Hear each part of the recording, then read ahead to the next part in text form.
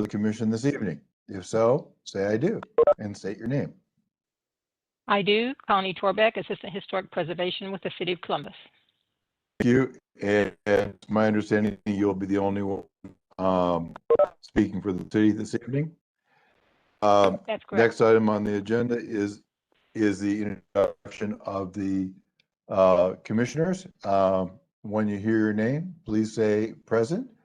Aaron Prosser. Present. Joseph McCabe. Present. Stuart Gibney. And Jackie Barton. Let the record show that Jackie Barton is not present. Do you know, I don't believe she'll be joining us later, but if she does, we'll note it. And I am Clyde, and I am also present this evening and acting chair. The next item is the approval of the minutes. Has everyone had a chance to look at the minutes? And does anybody have any questions? Any of the commissioners have any questions?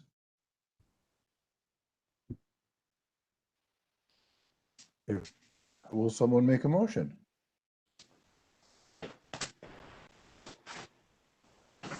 Move to approve the minutes from February. Okay, and that was Aaron Prosser made the motion to approve. Is there a second? Second. And Stuart Gibney made the second. Any discussion? If not, we will do the vote. Joseph McCabe. Yes. Aaron Prosser. Yes. Stuart. Yes. And I also vote yes, Clyde. Therefore, the motion carries. The next item is the approval of the staff approvals. Is there any questions on those?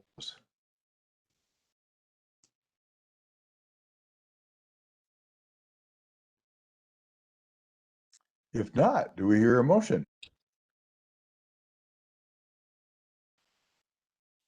Move to approve the staff approvals as presented.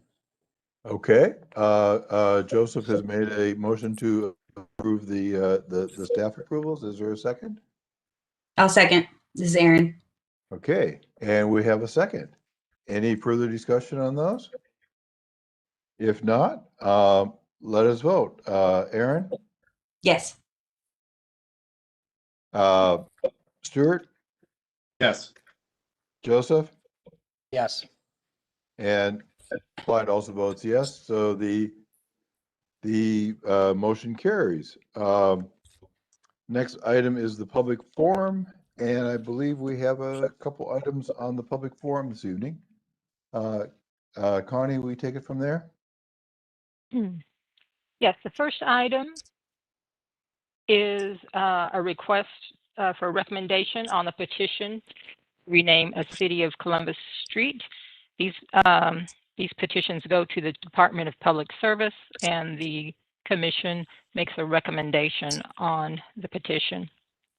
So this is a request in connection with the construction of the new headquarters for Cover My Meds, the main entrance for which will be from John Street. Street names in the McKinley Avenue Cottage Place subdivision, which was platted June 1907, are John Street, Meek Avenue, and McKinley Avenue.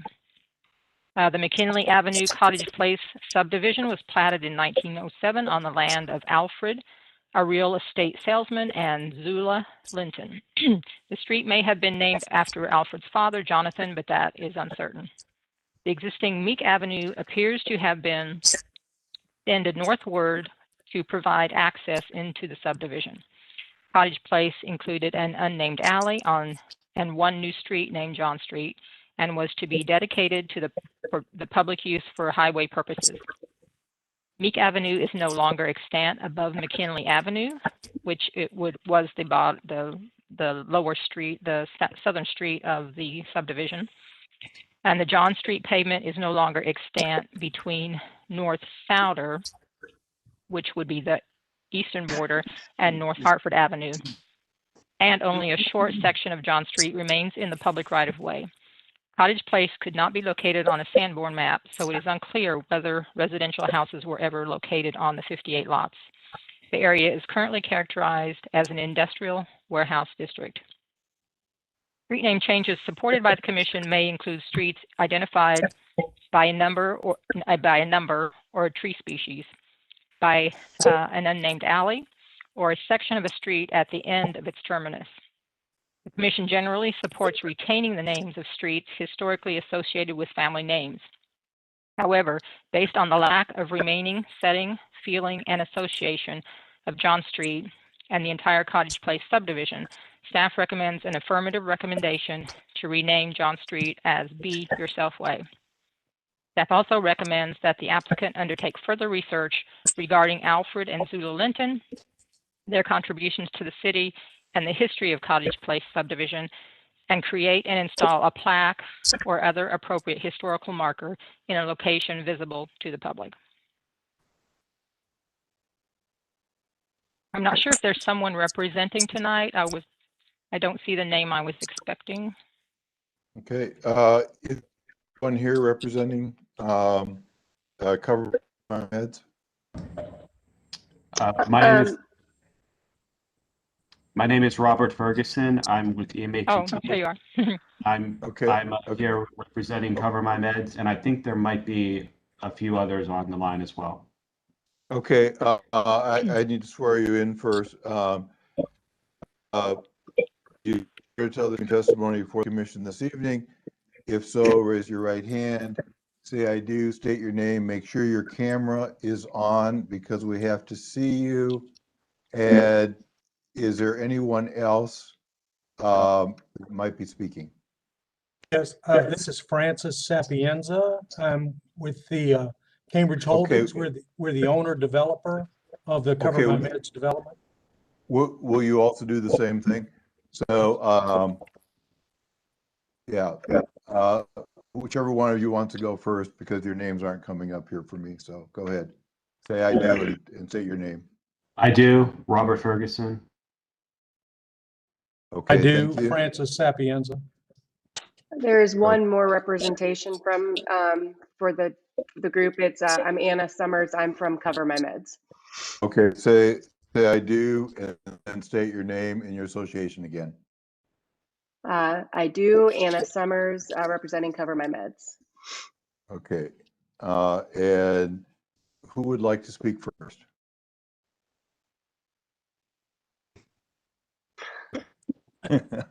Well, Would you like to start? I guess I'll speak. I'm here to answer any questions that you may have.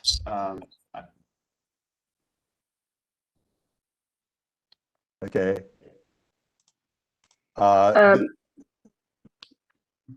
Any of you like to add some presentation? I can. So again, Anna Summers from Cover My Meds. I wanted to just provide some background on the street name. This is just one of our core values that we feel we're very passionate about, the diversity and equity and inclusion, which we find is very important for us as well as the community. And that is what Be Yourself Way, it really has a meaning for. And I think from what I'm understanding from Connie was that there's a requirement to put some sort of historic placard or something in order to potentially move this forward, if that's what I'm understanding correctly. Would be amenable to doing that, putting a little plaque up somewhere, noting the history of the neighborhood or the. I think is that what I'm understanding to be kind of the way to move this along. I mean, I think we would be agreeable to potentially doing that. I would need to bring that back to some of the leadership, but I think we'd be agreeable to it. Right.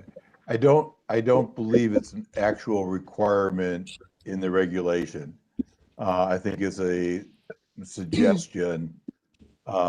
Is that right, Connie? It's not actually a requirement. Yes, it's not a requirement. A similar situation would be that if a building is demolished, that in general, it's still not a requirement, but pretty much everyone does submit a report about the building, what it looks like and so forth, and its history before it can be demolished. And this neighborhood, or this cottage place, it's been chipped away out for decades in the past, which had nothing to do with Cover My Meds.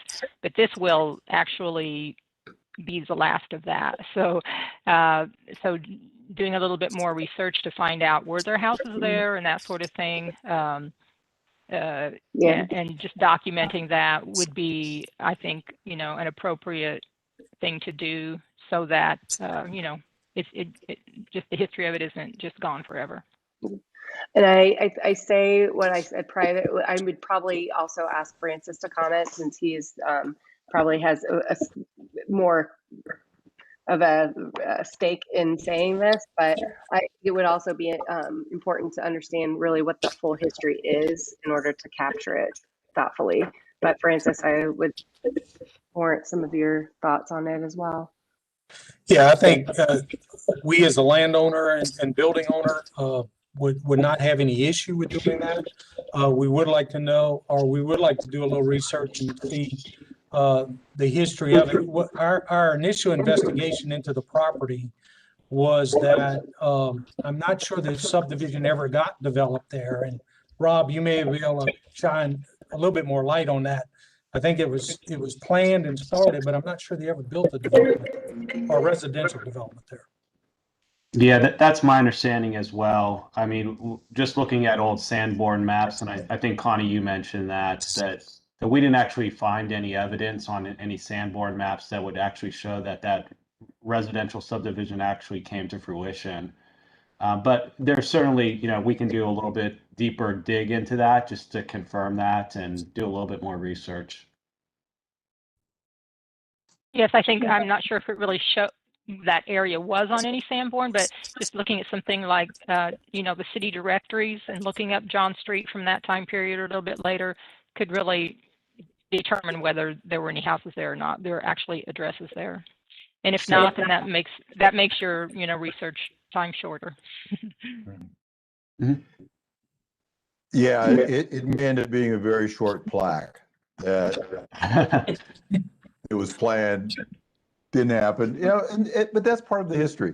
I mean, there's a lot of history where great plans are made and they don't happen, but that's an interesting twist on history, because it that everything comes to fruition. So what I'm hearing you say is that you're amenable to putting up a plaque or a marker of some sort, some of the streets. It doesn't have to be a monumental thing, but it would be. We're seeing that something that would really sway us in our opinion. Rest of the commissioners, how are you feeling? I think this is very interesting to me in the sense that it was platted in 1907 and then we had the flood in 1913, which I want my gut to say that was why the residential subdivision was never developed there. I have literally no evidence for that, but I think that context of the history of Columbus and the importance of the 1913 flood, this particular location, I think would be something that would be very valuable to the city moving forward to have an understanding of. And I think if we're going to remove this street name and replace it, understanding what that, and I may be making up that relationship, but it feels interesting to me. There was 1907 and then we had the 1913 flood, which obviously impacted this particular area of the city tremendously. So I would be very interested in some documentation. I'm not particularly wound up about a plaque, but something that lives in the ethos of the city to look back at this particular location in the city would be important to me.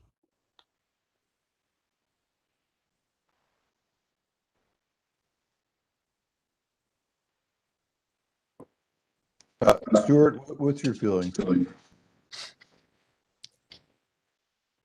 I feel like there's more to the story.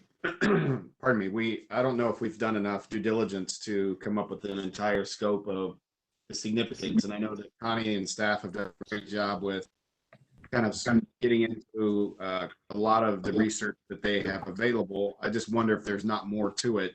And I would be a little more reluctant, knowing that there could be information, but yet we haven't found it yet. I would be a little more reluctant to act out at this point, without knowing the full scope of the historicity of it, frankly.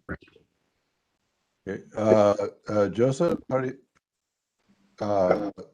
what's your feelings on it? I'm sort of 50-50 mixed on it, only because most of the urban fabric is already gone. Likewise, though, I feel like, some of the basics of looking at Sanborns, et cetera, don't really reveal anything at this time. And I don't really know what we can impose as a requirement upon somebody to change a name, given so much has already changed in this area, without sort of potentially going down the rabbit hole and still never coming back with anything of significance. So I'm actually amenable to pushing this forward as presented at this point. Okay. How the commission, and I'm not sure whether we can do this, but I think we can, feel about making a recommendation based on our understanding that a plaque will be installed, that the wording of which will be approved by Connie. Would that something that would make people feel better about changing the name, or is that irrelevant, or how's everybody feeling on that? And Connie, do we need a motion on this? A motion to approve or to recommend? Recommendation. Yeah.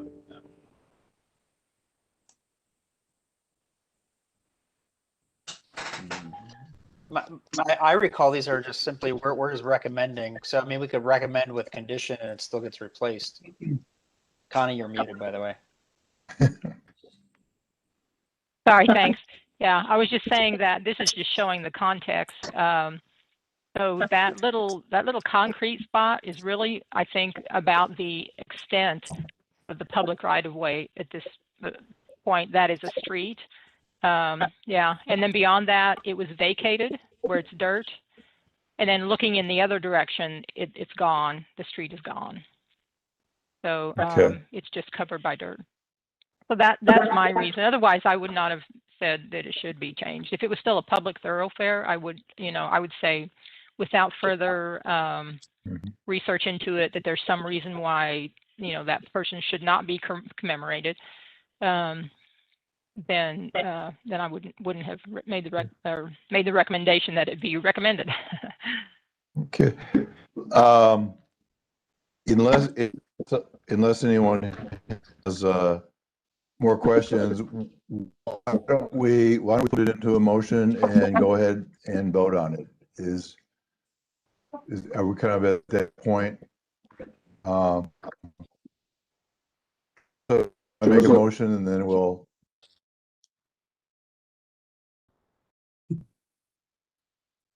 In the case of HR-21-03-011, renaming of a city, Columbus Street, as presented, I move to approve. Oh, sorry, I move to favorably recommend. It is a recommendation, not an approval. And Joe, do we want to include conditions about documentation of? Again, I don't know what we can really, I'm of the feeling I don't know how much you can really require, given the lack that there may not be any information. You can't require, but I think you could make the recommendation if that's.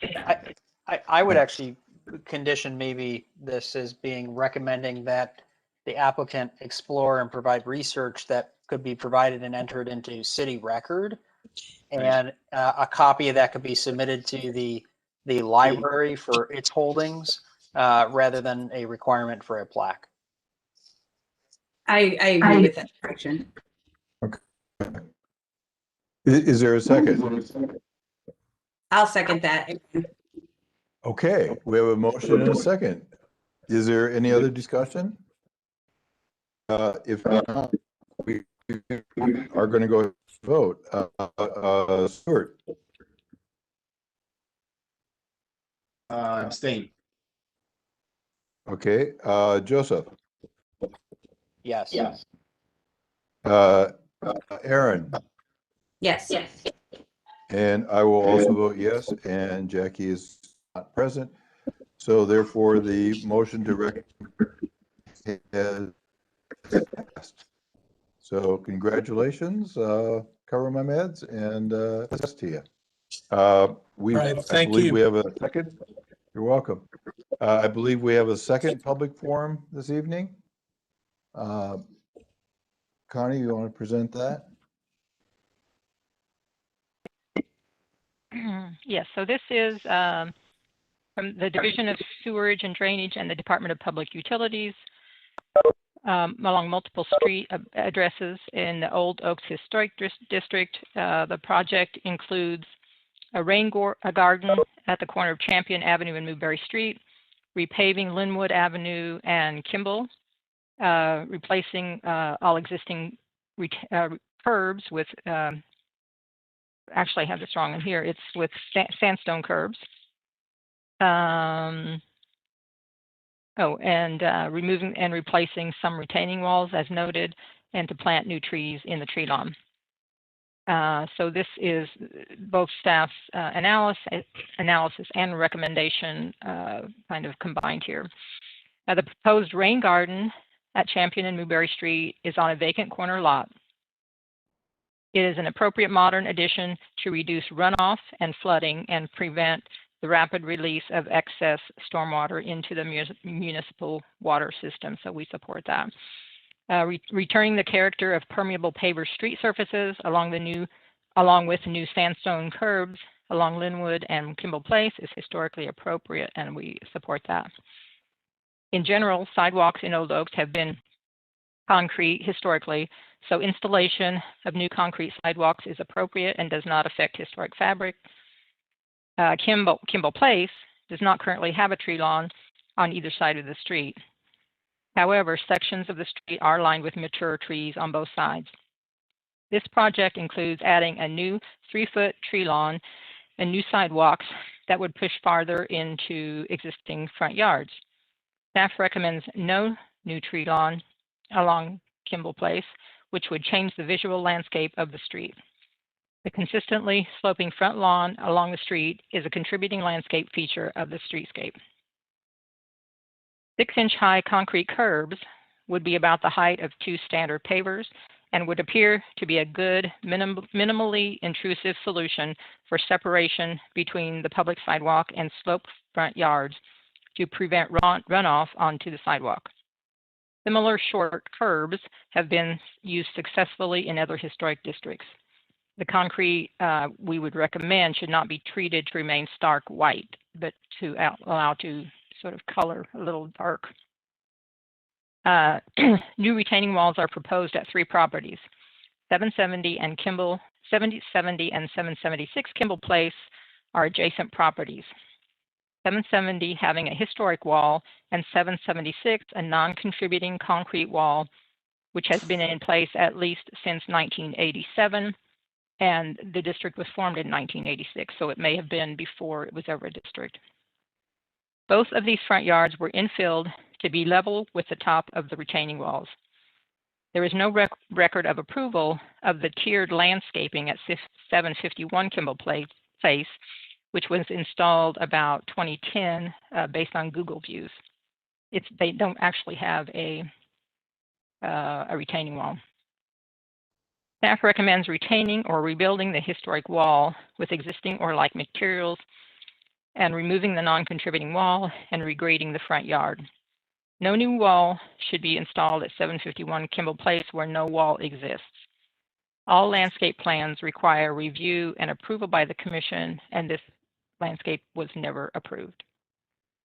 The commission has consistently denied introduction of new retaining walls in historic districts where consistently sloping front yards is a contributing landscape feature. In addition, rebuilding of a non-contributing retaining wall has been denied in the past. And I'll just read through the Columbus Register guidelines that apply. Landscaping materials should be chosen based on physical evidence, the style of architecture, the building's use, and historical research. Repair and retain historic fencing and walls. Where historic landscaping features exist, preserve and maintain those features. Retaining walls and other historic landscape features also should be kept and maintained. And most landscaping features like retaining walls were constructed of stone. That's all I have. Thanks. Nice job, Connie. Okay, thank you. And I believe we have a couple of people here representing the project. Do you swear to tell the truth in your testimony before the commission this evening? If so, raise your right hand, say I do, and state your name and your association with the project. I do. My name is Leslie Westerfelt. I work with the Department of Public Utilities and the Office of Sustainability. I'm the Communications and Stakeholder Coordinator for Blueprint Columbus. Okay, and William, go ahead. I do. My name is William Landhoff. I'm with Arcadis. We're the design consultant on the project. Okay. Lisa, would you like to add anything to it? Yeah, if it's okay, we just had a really short presentation to just kind of cover, some of the high level parts of the project. Is that appropriate to share right now? Yeah, we have a pretty short agenda to this evening, so unless any of the commissioners object, go ahead. Okay, Are you great. wanting to share your screen, or what are you? Yeah, is that okay? Yeah, that's fine. Alex, is that good?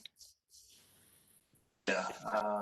Okay. Well, somebody already took it, so Williams has the presentable. So I guess we're good on that. I'm going to go ahead and say it's okay. Go ahead. All right. So while we're getting the presentation going, thank you so much for having us. I did want to just kind of share some information about why we're doing this project in the area. So Blueprint Columbus is the city's project to address sewer overflows in our communities. Blueprint is, Bill, you can go to the next slide, please. So sewer overflows are not unique to Columbus. They are present in a lot of different cities, and so a lot of cities are struggling with how to handle these sewer overflows. I do want to note, when we're talking about sewer overflows, we are talking about raw sewage in the river. We are also talking about basement backups, which are a symptom of that. So when Columbus started looking at this issue, what we found was a lot of the issues that were creating sewer overflows throughout the city were really found in some of our old neighborhoods, because these have older infrastructure that is allowing rainwater to infiltrate our sewer system and fill it beyond capacity. And so as a result of this, Columbus was put under a consent order from the Ohio EPA to address our sewer overflow problem. And this is just really important to note, because this project is, critical and it's required. So we have this mandate from the Ohio EPA. Next slide, Bill. So as you can see, Blueprint, it is spanning 21 project areas over the next 30 years. What you're seeing on this slide is all of our designated areas, and these were ones where the data told us that we are getting kind of those neighborhoods are contributing the most to our sewer overflow problem. And so this Miller-Kelton area down here, in the middle, thank you, Bill. This is the area that Old Oaks is currently lying in. We did start in Clintonville. We just broke ground in Linden, and then our third area is the Miller-Kelton area. So next slide, Bill. Uh-oh, that can't be good. So, oh no. So Blueprint Columbus, I know that we're here today to talk about the green infrastructure. That is one component of the project and certainly the most visible. But I do also want to note the way that we are attacking this is through a really comprehensive approach. So what we're doing is we're going into those areas where we know there is insufficient infrastructure and we are rehabilitating it. And the goal of all of this is to get water away from the home's foundation and the pipes and get it out to the street where we can control it with the green infrastructure. So another kind of example of what Blueprint is doing to manage that stormwater and mitigate those sewer overflows is our sump pump programs. And I know that this commission has seen some of those permit applications for our sump pump installations as well. Roof water redirection and lateral lining are two other pieces. Those will start in 2023. Next slide, Bill. So before we get into kind of the specifics about Miller Kelton and kind of talking about how we're doing, what we're doing and the constructability issues around it, I do just want to note the benefits of Blueprint for individual neighborhoods, and in particular, the Old Oaks neighborhood here. What we are really trying to do with our permeable paver installations and our rain gardens is mitigate that street flooding, because if we had all of this water getting into the sanitary sewer system before, that we are now trying to get out of that so that it's not overflowing, we know that we are going to be adding stormwater to the street. And so all of our pavers and our rain gardens and those green infrastructure strategies are to mitigate that, that difference so that we have a do no harm mandate. But some additional benefits are we're able to bring sidewalks and stairs up to ADA compliance. So in some of the older neighborhoods, that's a larger issue than others. Obviously, green infrastructure is really helpful for increasing biodiversity, so more green space, pollinator plants, habitats for birds, things like that. And then also, particularly in Old Oaks, there's a lot of infrastructure renewal that will be happening. So in addition to the roads, curbs, and sidewalks and things like that, there are also some water line improvements that we are going to be implementing in conjunction with the Division of Water. This also means better fire protection because, we're upgrading those water service lines and then also improved water service to the individual homes. So that was a really fast kind of high recap of Blueprint Columbus. And now I'm going to turn it over to Bill to kind of talk about the details about our proposal for the Old Oaks area. So I think we need to first look at what the problem is within the project area. There are two what we call DSRs, which is a design sanitary relief structure. Basically, it's a cross connection where sanitary sewage can cross over into the storm sewage and then go out to the receiving stream. In this case, raw sewage will be discharged to Alum Creek, right south of the park right here, Schneider Alum Creek Park. Over the last year, there have been at least four activations at the two locations within the project area. In addition to that, based on the hydraulic modeling and prediction of what the level of service within the sewer system, there's a prediction of 59 WIBs, which are water in basement, which is really sewage in basement backups. These can occur and cause a lot of property damage. Also, it's a source of disease if it's not treated or cleaned up properly. But while we're in the neighborhood, we're also going to look at street flooding. There are certain locations within the project area where we have existing street flooding, and we've received complaints from the residents. We've also driven the site after rainstorms or during rainstorms and noticed excessive ponding at certain intersections. So we're going to address those items as well. So as I said, as Leslie showed, we're at a Miller, Kelton, Newton, Bedford project area, which is shown here in the yellow. Old Oaks is in the green section here, so if we just focus on Old Oaks. We are proposing a rain garden here at South Champion and Newberry. Here in red, a show on Linwood Avenue where we're doing permeable pavers, both on the north and south side of Newton. And then in Kimball Place, we're proposing permeable pavers down here on the south side of Galt. In addition, we are putting in additional inlets throughout the project area here in green And these are to further try to address ponding areas either now or in the future with more capacity for removing stormwater. An example of the Champion Newberry, here on the left, you can see the existing vacant lot. And here is our artist rendition of what we're proposing. Our rain garden here is going to be similar to this on the corner. This corner sees excessive amount of water during rain events. And by doing this, we can hopefully improve this, both the drainage in this area as well as the water quality downstream. Permeable pavers. As you can see, Linwood already has a tree lawn. They have trees. Basically, we're going to replace the asphalt pavement. We're not going to exceed the road or increase or reduce the road width. We're going to maintain the same width. We might put the tree lawn maybe a little bit larger on the new version, and then we're going to replant all the trees. We plan on doing the similar thing on Kimball Place, except for on Kimball Place, there is no existing tree lawn. So if we look at the standards going forward, we're at a 90%. We're currently going through 90% review with the City of Columbus. And during the process of going 30, 60, and 90 design reviews, we have worked with the Division of Public Service on all the road improvements. In fact, many of the criteria that you're going to see or you see in the plans are driven by the DPS comments and requirements. A lot of these requirements are related to ADA. So the width of the sidewalks, slopes, elevations, they're all related to an ADA requirements as far as that.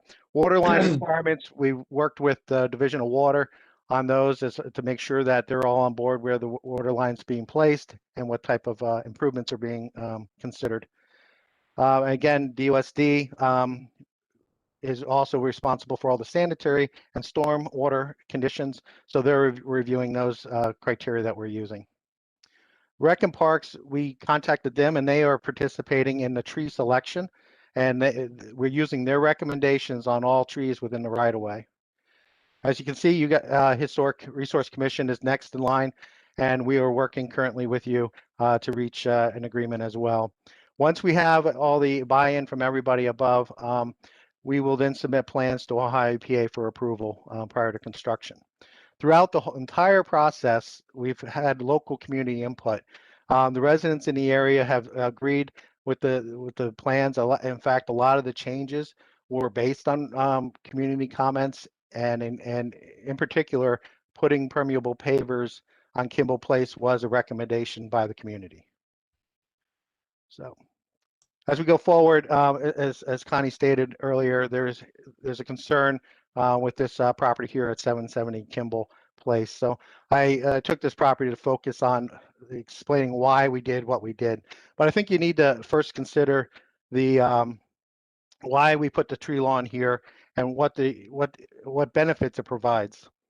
The tree lawn here was to minimize the impacts to the residents. It was not to without the tree lawn, we will have more impacts to the resident property and significant changes. And I'll get to that in a little bit here. Complying with DPS requirement. If we replace this road, DPS is going to require us to upgrade the road and sidewalk area to be in standard. Well, if you have a sidewalk next to a curb, that's a 6-foot wide sidewalk. However, if you have a 3-foot wide tree lawn, you only need a 4-foot wide sidewalk. So in any case, we would be required to push this wall back based on DPS standards of 6-foot wide sidewalk. The reason why we also use the tree lawn is, as I said earlier, is that the elevation changes and tying into the stairs, we use the tree lawn to change an elevation and to keep the road from going, say, up and down, variable slopes. We can use that tree lawn to capture a lot of grade change, and that's why we're using it.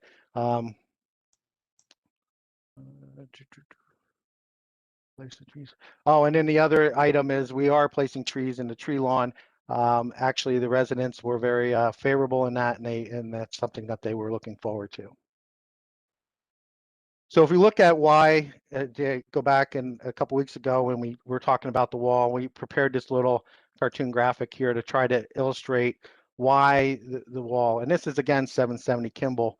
So right now we have here in a dashed line, we have the existing wall structure.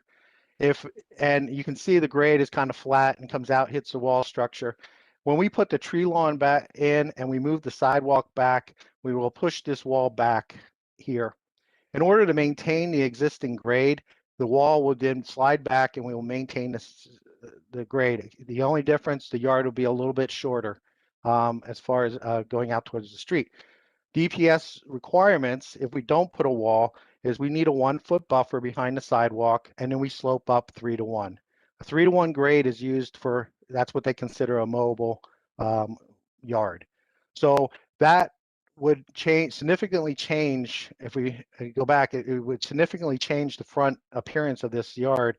So the idea would be we would not significantly impact it. An existing right of way located here, we would do no work within their outside the right of way.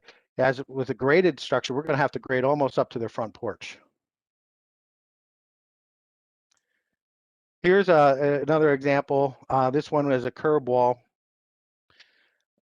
And again, we have the curb wall here. We put it in a tree lawn. We push the sidewalk back. The original grade here is dashed and comes in, and it meets before this. It meets at the back end of the sidewalk. However, when we push it back, again, DPS is going to require a 1 foot and then a 3 to 1 slope going back up to the house. This is basically a thin, scoop of dirt off the top of it. But we would be grading all the way back. It's not, we would still be removing all their grass, all their trees and shrubs and everything all the way back to the house. So in order to avoid those, that's why we're putting in the curb wall. We were trying to maintain the existing appearance and existing front yards by at the same time meeting DPS requirements. I hope that answered some of the questions, but if you continue to have or still have questions on the curb walls or any other part of the project, just let me know. Okay, thank you for your presentation. Commissioners, do you have questions? I actually do. I'm wondering, Connie, how much interaction you've had with DPS, because to me, some of the things are variances from DPS's own standards that they should be seeking a variance for. I mean, some of these things are sort of, yes, I get it. Some of these things are engineering related for stormwater and some typicals, but DPS could vary its own standards in ways that are more beneficial to historic preservation and being a little bit more sensitive to the problems here. So I can't initially sort of just agree in my mind that, yeah, just go ahead and do something when it's the city's own standard that maybe needs to be revisited as a whole, especially in the context of historic neighborhoods here. So maybe, Connie, you could just explain if you've had any interaction with DPS and in my mind, this is sort of half baked in some ways to sort of come through as just the roadway engineer's approach at trying to achieve. I understand the problem and what you're trying to do, and solving stormwater issues are a major problem in our city, but I don't think some of the solutions are very preservation friendly in any way, shape, or form. Well, we have had my supervisor and myself, James Goodman, we've had a couple of well, they came to the commission, gosh, what was it, November of 2019 or something like that. But the plan wasn't very as well developed yet. And then we also had a WebEx, James and myself, with Leslie and I forget who all a while back too, several months ago. But again, we didn't have the details, and also neither James and I are both not engineers. So looking at drawings and so forth, we're not going to necessarily understand slope and all that sort of thing. What I think might be helpful would be to actually do an actual site visit with some of the team and maybe one or two commissioners if that works, you know, in the times of COVID, so that we can physically say or visualize what is proposed, and sort of have a back and forth in the field of what, to be able to ask, you know, could this be modified, or could this be modified? Right. And the reason, you know, some of the things is some of the current DPS standards wouldn't normally, just development standards in the city wouldn't allow for some of the gradings or the slopes we see in historic districts. Yet we know there are historic district slopes that exist that exceed the current standards, were compacted, were put in place, and have not eroded in the course of 100 years, and have actually survived just fine. It goes hand in hand with the quality of the fill, how it's put in, and a lot of attention to detail. But we have a lot of existing steeper grades in areas. We don't have these little 1 foot setbacks, you know, in some spots where we've had zero erosion. It seems like a lot of the more current trend issues are based around modern construction issues and modern lack of, you know, maybe not getting the compaction levels or a variety of other things that are needed to achieve those more aggressive slopes, shall we say, that may be a little bit less ideal. But I think Aaron's probably ready to jump in and say something. Sorry, I mean, I think the goal here is to balance, you know, the stormwater needs and the engineering needs with the historic preservation needs. And my interpretation of where we are right now is where the scale is weighted towards the engineering solutions and not towards the preservation of the historic character of the streetscapes and kind of what this body is charged to maintain. And, you know, Connie, I would be amenable to meeting out on site. I think we need to find a way to tip it, you know, a little more balanced between the modern engineering. I get it, totally understand the need and what's gone on in the city and the efforts of the city to deal with some of those issues. But you know, this body is charged with maintaining and preserving that character. And I think we just need to understand how best to balance the scale appropriately. And I think I'm not there yet with what's been presented.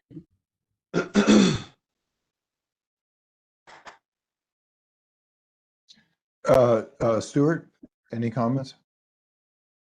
I don't want to be redundant, but I think there's a tremendous amount of value in what Joe McCabe and also Aaron Prosser have presented. I agree with them, and I would be happy to participate in further understanding, even if a site visit was available. Okay, Joseph,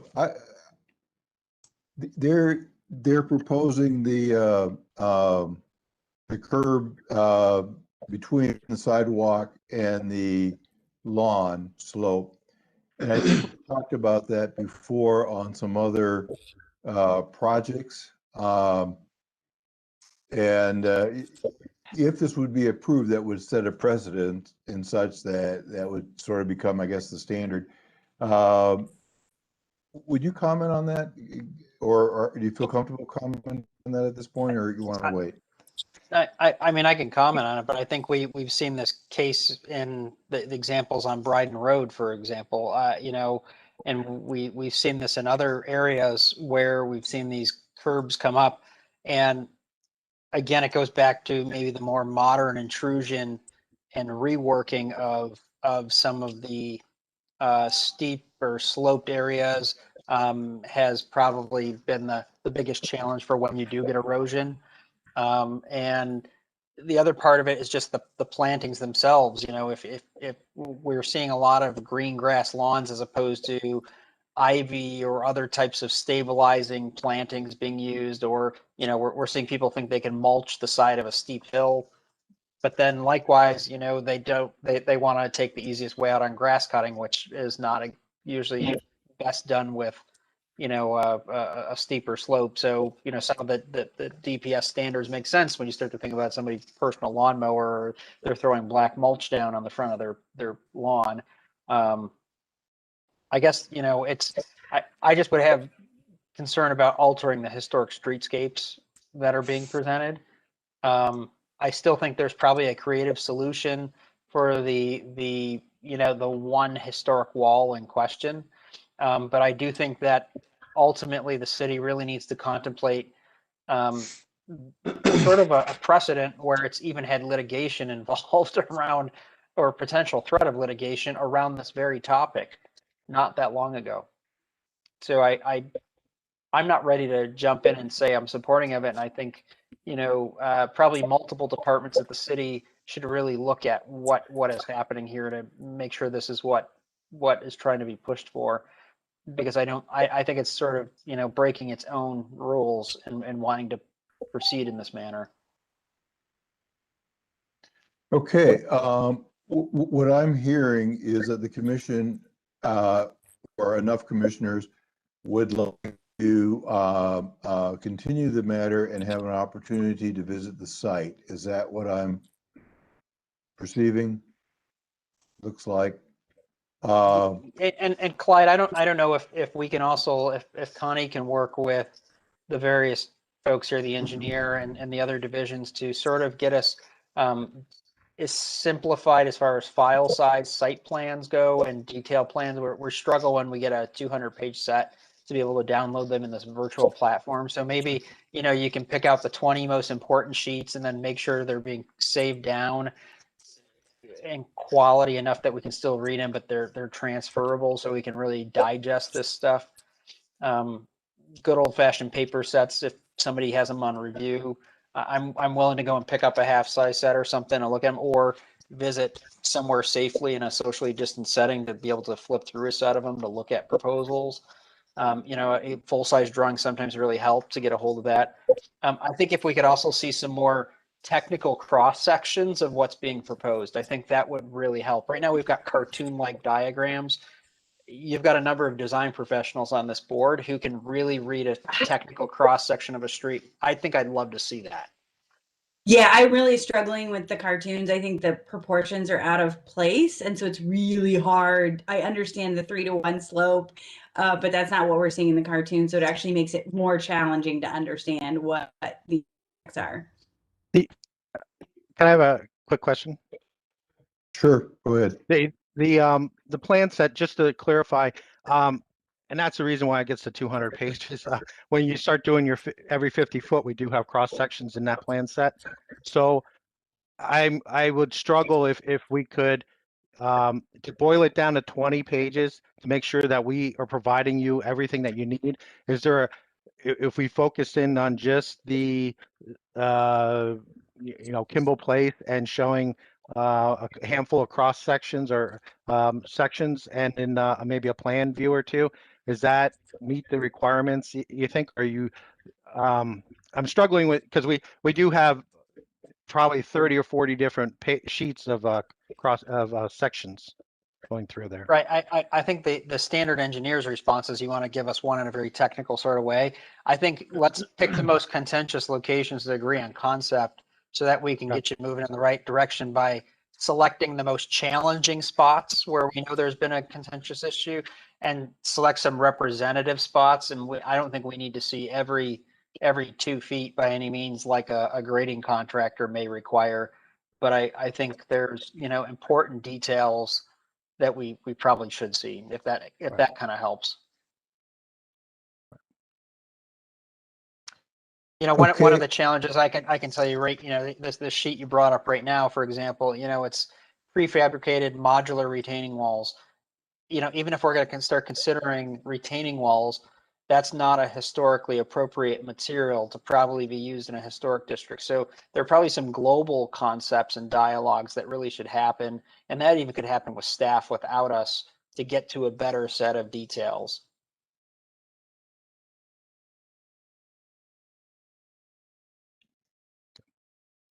Okay, I guess on this, do we need a motion to continue, or simply if we don't take action, it's continued? Item, any suggestion on that? It depends on whether the applicants feel that they will be ready to come back next month, or or should we just table this and they submit another application? And also, just let me ask too, that if it seems like there's interest in more than maybe two or three commissioners attending. So then we would have to set that up as a public meeting, just to advertise it, even if it's just at one of our business meeting dates or another day. So I'm we have more than perfectly two. fine with that. Okay. I have no objection to that. I have no objection depending on what you think might be the best. If you want to circulate sort of an idea out to us, Connie, I think that would be Okay. very handy about how we maybe work together to come up with a better concept. I do believe this is public forum, and it's a recommendation anyways, not a final decision. So I don't know if there's actually truly a tabled action at this point. I think there's a willingness of all of us here, though, to work together to find a solution. Okay. Could I ask Okay. one more question? I'm sorry. Sure, go ahead. I just wanted to get one more input. What is the commission's thought on the tree lawn on Kimball, as far as putting a tree lawn in there? Because that has significant design implications on where we end up. So I was kind of curious on what your position was on that. Commissioners, anyone? I'm not still clear as to why the tree line is necessary, and I think maybe that's just me, but I'm not clear on why we would make that change. From a stormwater management standpoint, I understand what I heard was something kind of understanding relative to the private property owners and the impacts to those lots, but I'm not clear from a stormwater management standpoint if there's a benefit to the tree lawn. The tree lawn is not for a stormwater. It is for constructability to meet design standards for ADA requirements, and also DPS requirements as far as how you lay out the cross section of the road. Yeah, I think I would want a deeper understanding of why that is the best solution to alter that streetscape. My other commissioners can weigh in, but I'm still not totally clear on why that's the best solution. Okay. I think because they exist in the neighborhood, that's certainly a point to be considered, that you're not introducing an element that's totally foreign to the neighborhood. Rather, you're extending that element to other streets. So I could see a persuasive argument there. Anyone else?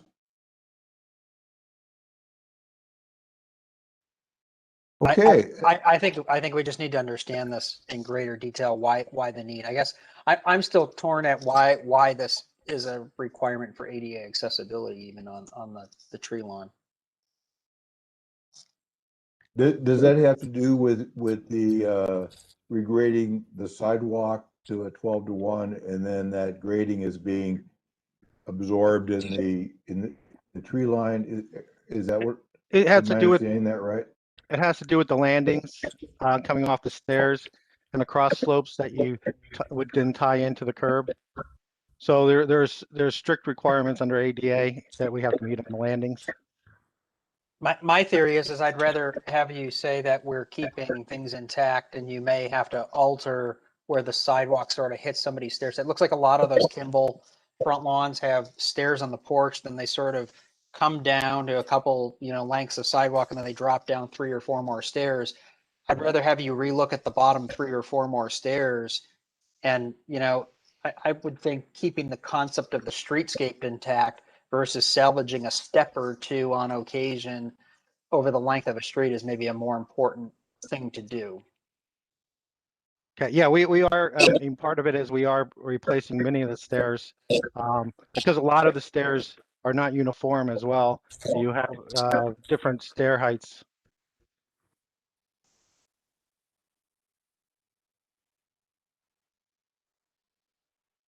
Okay.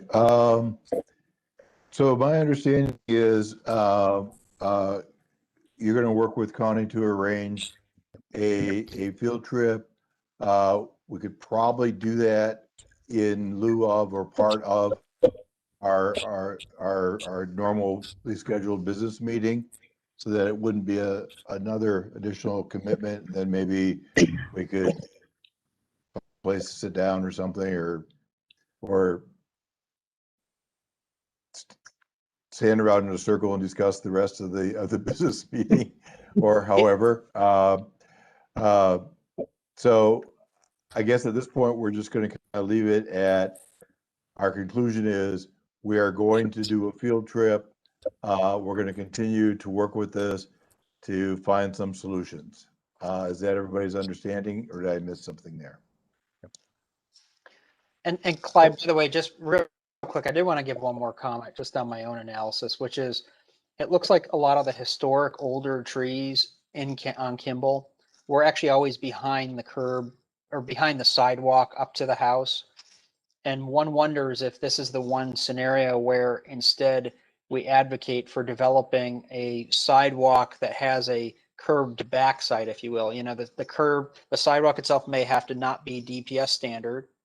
And you know, DPS may have to accept that fact, and that in this case, maybe the curb itself turns up to be a little bit of a curved lip on the backside and becomes a little bit of a mini retaining condition. But over the length of this street, but maybe not even as much as that, if possible. But maybe this is the one exception where this street has a specific case for an exception, in order to keep all of the rest of the the rest of the streetscape intact as a concept. So if that sort of makes sense. Okay. Anything else, or are we ready to move on to the applications? Okay, let's move on to the first application, which is 5. And thank you for coming in and participating and giving us a better insight into the project. And then we'll move on to 530 Rich Street. Connie, will you take us through this? Yes. So this is a project that you're all familiar with, and demolition of rear portions of both houses and a modern connector between the two historic houses was previously approved. The initial request of this application was only to delete the approved new windows on the first and second floor of the north elevation on the west house. I know that's a lot of directions to keep in your head, as the building department was not going to allow those openings.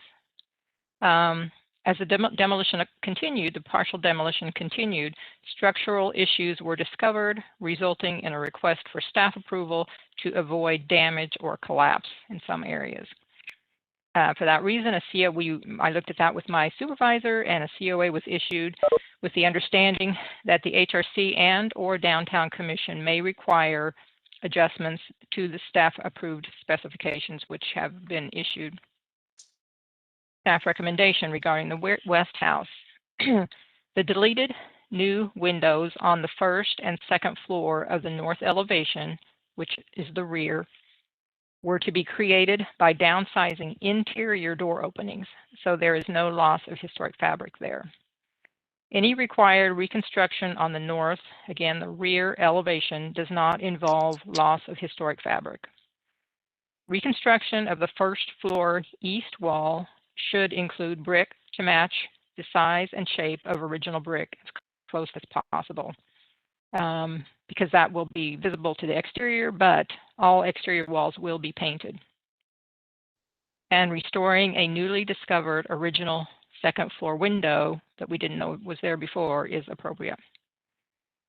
On the east house, need further discussion regarding the appropriateness of infilling 2 newly discovered original first and second floor window openings at the rear of the west elevation, and this would face onto the east elevation of the west house.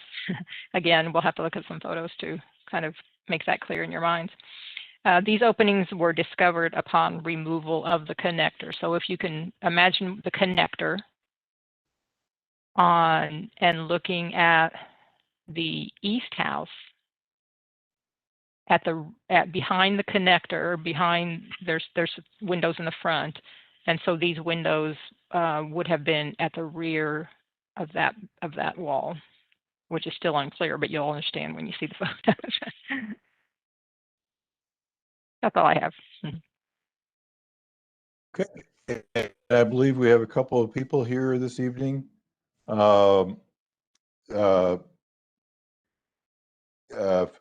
and Jamie, raise your right hand and do you swear to tell the truth in your testimony this evening to the commission? If so, say I do. State your name and your association with the project. Phil Heron, I'm representing Sullivan Brook Architects. I do. Thank you. And is there I think anyone that's else all. here? That's all? I think that's Okay. all. Is there anything else you want to add to the presentation? No, I think, we can walk through it with any kind of questions that you have with regards to it. I think Connie covered it relatively well.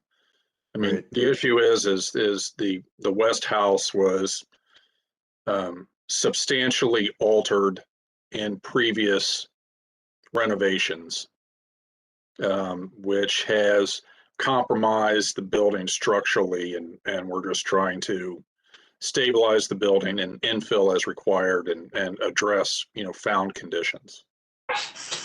Gotcha. Commissioners, any questions?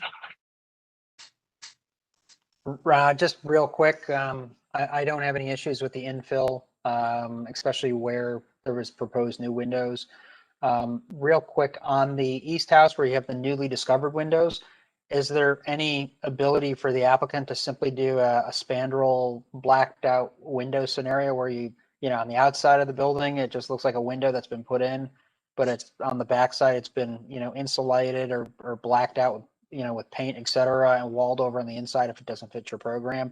That way we still get the window back in, a historic window opening still looks like a historic window on the outside. The wall that it would go into is a double white brick wall, and to try to create a faux window situation would not really be easily accomplished, and it would start to impact the plan. Part of the issues with creating kind of a spandrel type window is you end up with ventilation issues and all sorts of other things. I think it's more appropriate to have that opening realized, with the header and the sill and a recessed brick panel. I mean, it's been covered up for so long, and it's actually, because it's so far back off the street, it's not even visible. It's not really visible from the street. The separation between the two buildings is only about 15 feet. And it is the back corner. Let alone we have a new stair that's being to the basement to access the basement, that's being installed on, right adjacent to one of those windows, and it would affect placement of handrails for the stairway going down and that sort of thing.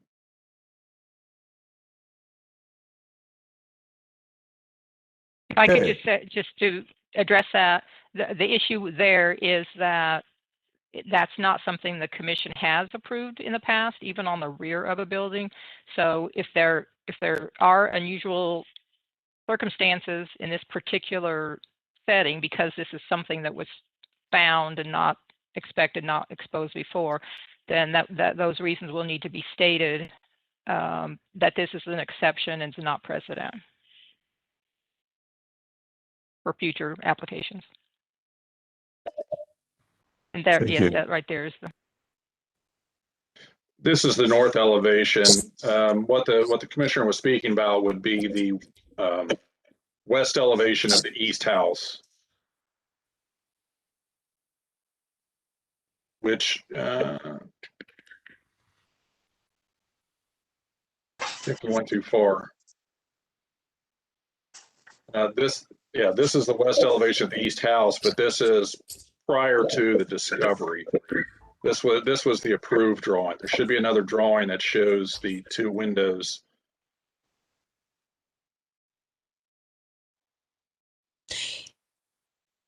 Is it fair to say, as we roll through these drawings, that the impacted areas are kind of in that internal corridor between the two buildings? I guess that's yes.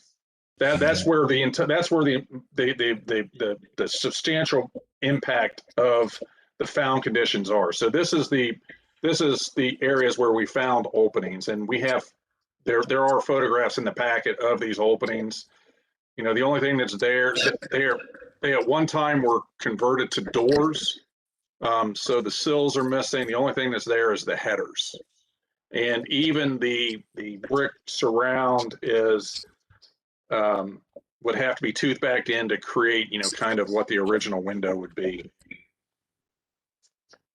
And currently the plan is with the infill is going to be set in just a little bit so that A half inch off the face so that you would read, you know, that so we would what still that- read the window.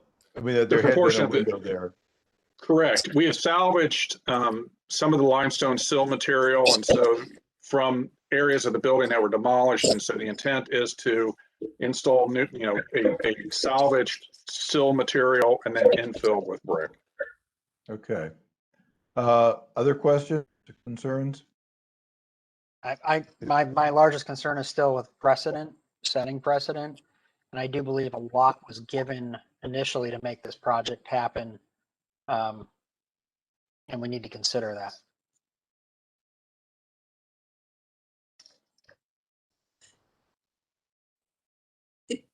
Joe, can you explain the precedent that you, and I might have just not understood. I think we get would- a lot of people even on garages asking for infilling of windows just like this. And once you start allowing this in a historic district, I think we're, you know, because it's not on a primary elevation, then it starts this dialogue or substantiating the allowance of infilling window openings on non-primary elevations. Right. But in this case, those windows weren't there. I mean, they weren't currently functioning windows.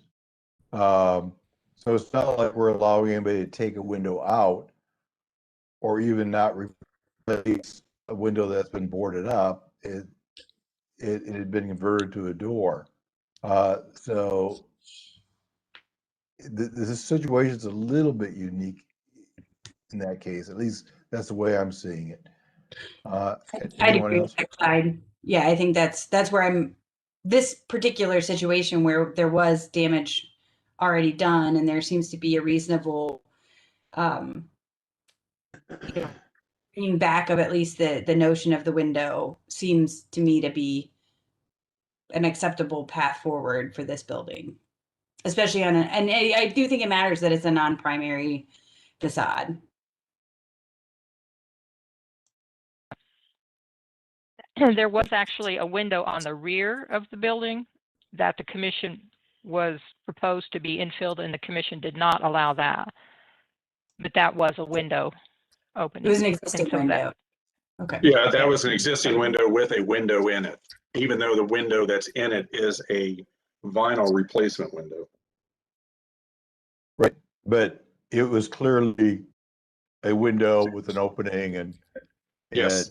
visible to be, whereas this had been covered at one time.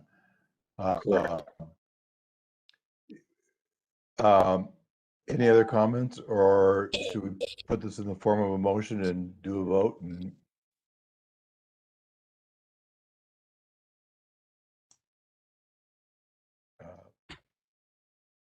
Aaron, are you willing to make a motion?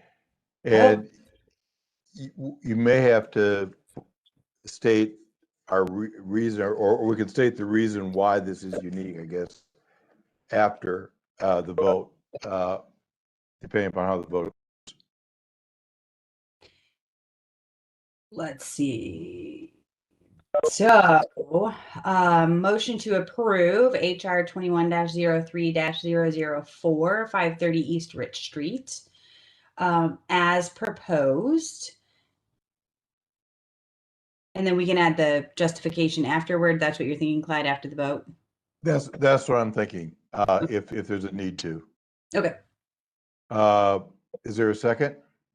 Second, Stuart Gibbon. We got a motion, and we have a second. Is there any other discussion?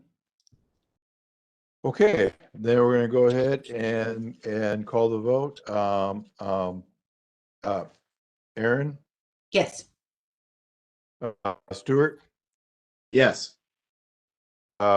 Joe, Abstain. abstain, and I will vote yes. So the motion, I vote yes, and Clyde Henry, and the motion passes. So, Aaron, would you be willing to state why this is a unique situation?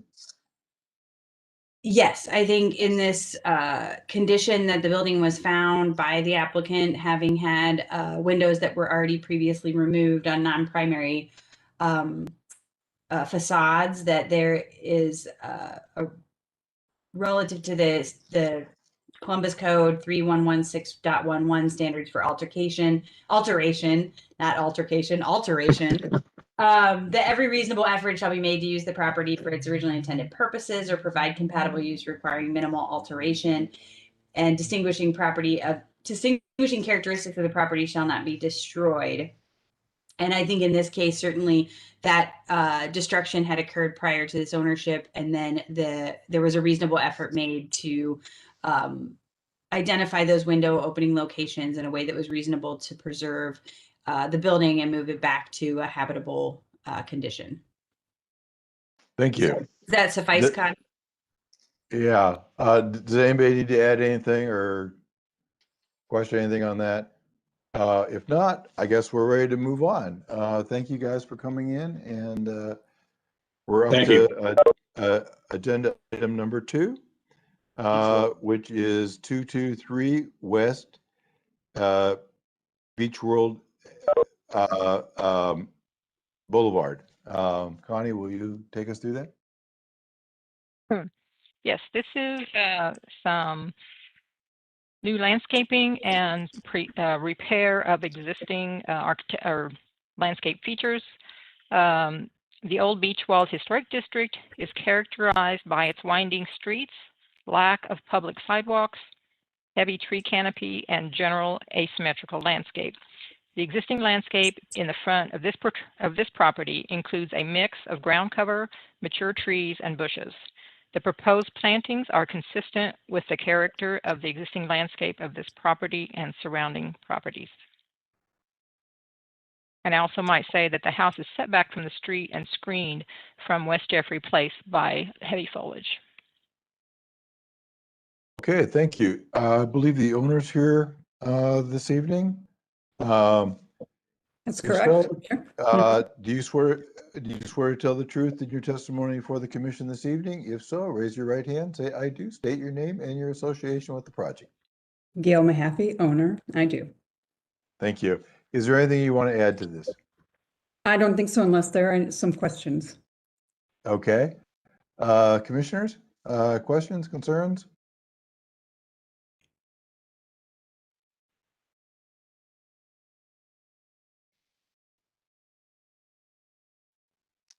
If not, does somebody want to put this into a motion?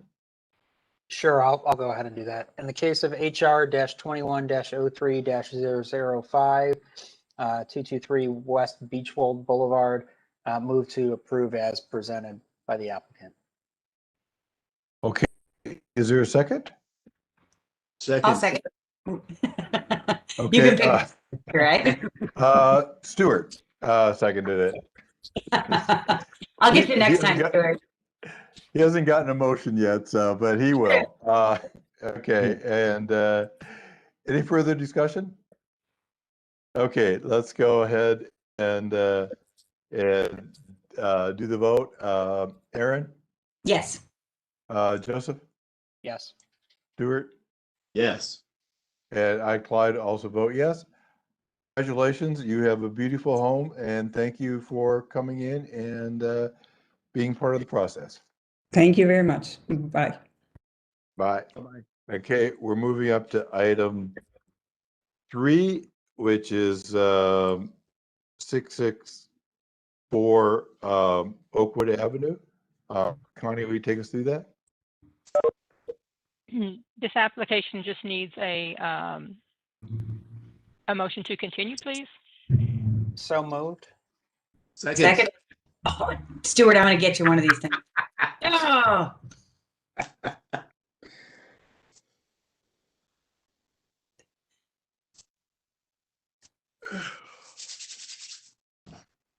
vote. Clyde, you're muted. Sorry, okay, we are ready to vote. Stuart, Yes. Joseph, Yes. Aaron, Yes. and Clyde also votes yes, so the motion is continued. So that puts us up to item number 4, and this is a rehearing. It is 474 South Ohio Avenue. Connie, will you take us through this? Yes. Application HR 20-12-010 to retain 27 new Vinyl Max insert windows, which are also called pocket windows, installed inside the original window frames was denied December 17, 2020. As you said, this is a rehearing under the following criteria, which was chosen by the applicant. Substantial economic hardship, which includes denial of a certificate of appropriateness, will result in a substantial economic burden on the applicant because the applicant cannot reasonably maintain the property in its current form, and also that no reasonable alternative exists consistent with the architectural standards and guidelines for the property. And also they checked on their application, unusual and compelling circumstances, with the reason that no reasonable means of saving the property from deterioration, demolition, or collapse exists. Analysis is that no evidence has been provided regarding deterioration, demolition, or collapse of the property under unusual and compelling circumstances. The following, again, under unusual and compelling circumstances, the following required information has not been submitted, which is listed on the application form. A copy of the condemnation or housing order based on deteriorated condition of the property, a written structural analysis by a licensed architect, engineer, or contractor experienced in alterations to historic properties, indicating the structural soundness of the property or the architectural feature accompanied by the individual's or firm's qualifications for making such analysis, or documentation that the property in question has been offered for sale. Staff's recommendation is for denial of this application. Basis for that is that the approved window list, I just want to list this, read this. The approved window list clearly states all new windows must be sash kits or sash packs or full frame replacement in consultation with the HPO staff, and insert windows replacements are not required. 3116.04 certificate required establishes that a certificate of appropriateness is required for alterations to any architectural feature on an individually listed property or property in a district, and the building permit application process prevents anyone from acquiring a required permit for work, such as installation of new windows in a historic district without presenting a certificate of appropriateness. Okay, thank you. And I believe we have a couple of representatives here this evening. If so, please raise your right hand. Do you swear to tell the truth in your testimony before the commission this evening? If so, please state your name and your association with the project.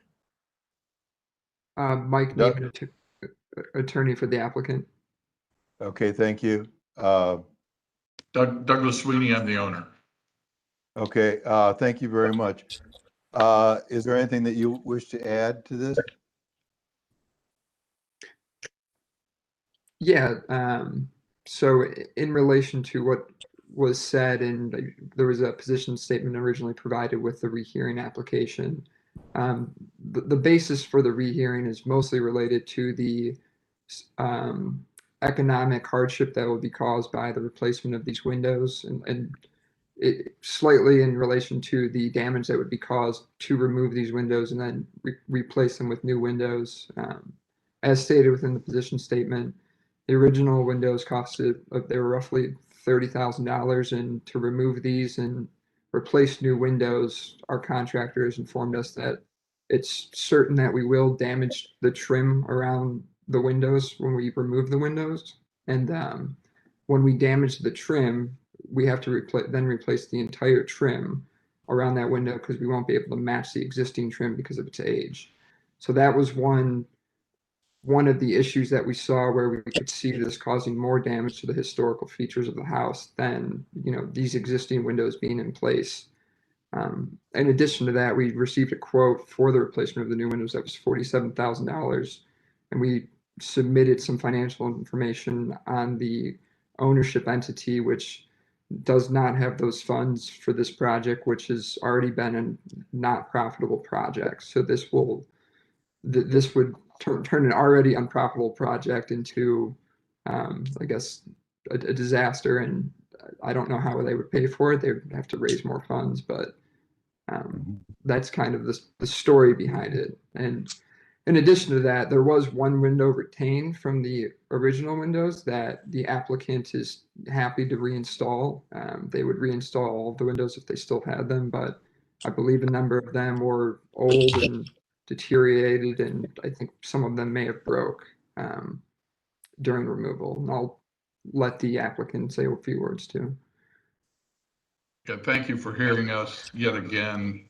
This is a case where we come to you with our hat in our hand. We know that we've made some mistakes in the proper application, but I think you're asking us with a dismissal of this is to make two wrongs from a right. And we think we have a beautiful home with a lot of money invested, and I know that I believe a neighbor turned us in for this, which is fine, but compared to most of those homes in the area, this is a beautiful place. And I know that Mike is going to maybe have some other alternatives for you, but I've been listening to prior discussions today with a site visit. I would love to have somebody take the time to join us to go see this and to take it the whole picture in total. And I think you would agree that we've invested a lot of money in your city.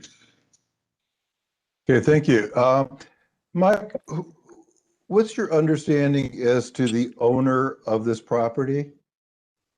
The owner is, I believe it's 3 Cities Acquisitions. Doug, is that correct? Is that the name of that? It is. Okay, because Mr. Sweeney testified this evening that he was the owner. Okay, well, I'm the sole member of 3 Cities. Okay, so 3 Cities is entirely owned by you, and there aren't any other investors in it. Does the entity 3 Cities, do they own any additional properties, or is this the only property they own? They do own another property on Oak Street. We have the goal of doing the right thing and trying to do first class renovations, or actually I think Oak Street will be a new build with a great contractor company in your city, and we're looking to be there for the long term. Okay, thank you. I just wanted to make that clear. Commissioners, any questions, concerns? Just as a point of clarification, the only thing on the table tonight is the consideration of the economic hardship. Is that correct? That is my understanding, yes. Correct. Understood.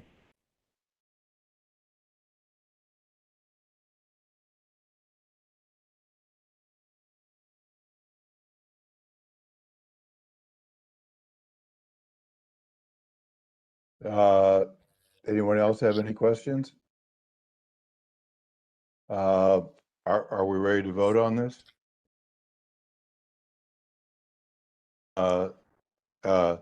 Motions are always made as approvals. So does somebody want to make a motion on this? Stuart, would you be willing to do it? Yeah, I would be. I just I closed all my reports out. Hold on a minute. Shoot. In the matter of 67 or 672 South Ohio Avenue. HR-21- 74 South Ohio. Yeah. Sorry. HR-21-03-006 674 South Ohio Avenue. To allow for the economic hardship as presented. Okay, do we have a second on that? I'll second. Okay, and let the record show that that was Aaron Prosser that seconded it. And so we are, any further discussion or questions? If not, we will move the vote.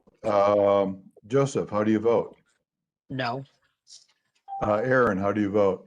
No. Stuart, how do you vote? No. And I also vote no. So the motion didn't carry.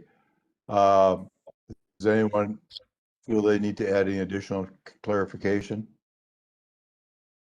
I think in part, the required documentation really wasn't presented. There wasn't really a case of hardship. The hardship provision, I think, was really set up for someone that was going to suffer a dire situation, might find themselves homeless or living in a condition that is unlivable in. And we didn't see any documentation to that level in this. So How much time do we have to replace these windows? currently, I don't know, perhaps Connie can talk to that, but is the building occupied? Because do you have an occupancy permit? It is occupied with a renter. Okay, so you have a renter living in a building that you don't have an occupancy permit? Is that my understanding? I believe we have an occupancy permit, but I can't produce it for you today. I don't know. We could certainly find out. I don't do the enforcement, obviously. We are a commission. So I guess that would be up to city enforcement. Connie, do you have any suggestions on how he can figure that out, or where he's at on that? If the commission, if the commission and the applicant agree, the commission could, the applicant could suggest a time frame, and the commission could say yes or no to that. Can we There's do not that agreement now? to that. Yes, and if there's not agreement to that, then it just would go to code enforcement, back to code enforcement. So then code enforcement would pretty much act immediately on it? It's like 30 days, but they can ask for an extension and so forth with them. What's reasonable for us to ask for? Well, let me lay out this possible path, and what I would suggest you do, and you have a right to do whatever you want, but I would submit a window replacement so that we could have it at our next business meeting, which is in 2 weeks. And if that replacement package seems like it works, then we could ask for an extension beyond the 30 days. And I think in the past, we've given extensions, up to 3 months, if I recall, on some cases. And I think that would be reasonable. Weather's getting warmer. So I think we've done it in the past, sometimes because of the middle of winter is just really difficult, but so, I mean. And there are built-in extension provisions through code enforcement, correct, Connie? Yes, that's correct. They just have to ask the code enforcement officer for an extension. Yeah. And then they work that out. Connie, could Mike call you offline and maybe, so we don't tie everybody up and get this on the right track here? Sure. Would you take that call? If the commission, that's the way the commission wants to go. I'm absolutely okay with that. Any commissioners object to Connie working with them? No, I hear no objection to that. So that's probably your direction that you want to go. And then we'll look forward to seeing the package for the windows. You did mention that you did have one window that should be reinstalled. I think the commission is going to be looking for that to be installed as part of the package, and might find it difficult to approve any window replacement without that. There seems to be a feeling that some of those windows that were removed may in fact have been repairable. We don't know that. There's no way of determining that at this point. So, but you've said that you have the one, and so we'd like to see that as part of the package. Mike, do you understand what they mean? Yeah, I do. And then Connie, should I just email you to possibly talk tomorrow? Is that a good route? Yes, that's fine. Thanks.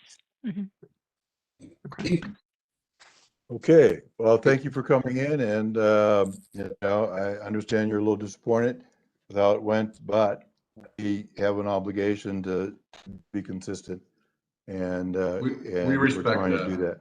Mm-hmm. Okay, thank you. Okay, we have item number 5, 477 Bedford Avenue in the Oak Hills Historical District. Yeah, Old Oaks. So this is to enclose the bottom section of the modern 2-story deck on the rear elevation of the house. And the background is that sometime between June 2011 and November 2015, a previous owner demolished a rear sleeping porch without review and approval. And then sometime after November 2015, a 2-story deck was built without HRC approval or required building permits. So at a September 2019 hearing, the commission stated that based on the specific special circumstances of the application, which were not created by the current owners, which is still the current owner, HRC allowed the deck, the 2-story deck, to remain with minor detail modifications to make the non-conforming decks more appropriate. And that was actually August 2018.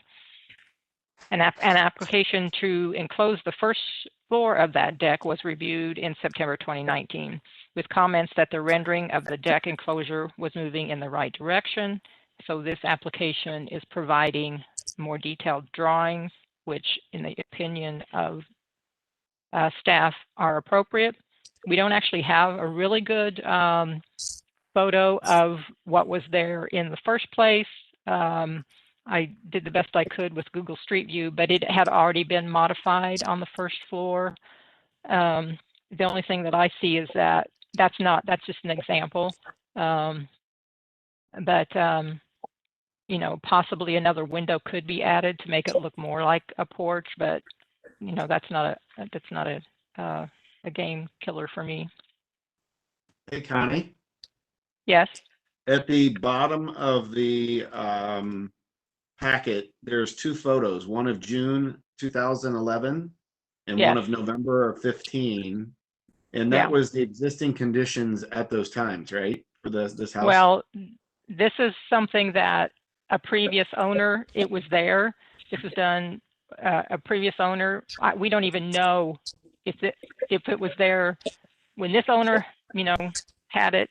We don't know who took it down. We don't know who, you know, who even, I think, built the 2-story addition. Okay. So that's all kind of fuzzy history until these owners got it, and this is what they purchased, the 2-story deck. But we believe that photo of June 2011 represents what may have been there previously? Yes, except that it has that, you know, sort of, looks like it had shake shingles put on it or something, which I don't think was probably original. Yeah, okay. Well, at least we have that. That's kind of nice. Right. Okay. And I believe we have a representative of the project here this evening. Do you swear to tell the truth in your testimony before the commission this evening? I do. If so, say, I do, and state your name and your association. I do. I'm Mitch Levine. I'm the owner of the house. Okay. Is there anything else you want to add? I think you guys got it. If any questions, I'm here. Okay, great. Thank you. Commissioners, questions for him? Concerns? I do have a question, Mr. Chair, if I could send this through you. I'm curious if the homeowner has plans to kind of get back to that 2011 photo at some point, or is this sort of a temporary measure, or is this considered the last attempt to get back to that? I think he's asking, are you planning to put the sleeping porch back up? We're on not planning to put a second floor back on there. Okay. It'd be nice. Well, and which is part of my question. So you have the first floor porch or room piece, and then the second floor decking and the door is still up there. Am I missing? What's the condition that would be on the second floor? So the second floor, Yeah. We would basically just be trimming out the existing deck that's up there. Okay, so the deck would be second floor. Okay. The deck will remain on the second floor, so we don't have just a lone door to nowhere. Yeah. And we'd be trimming it out and painting it in the style of the front of the house. So that it looks more, accurate to the house as opposed to just like the builder grade deck that it looks like right now. Gotcha. Thank you. Yeah.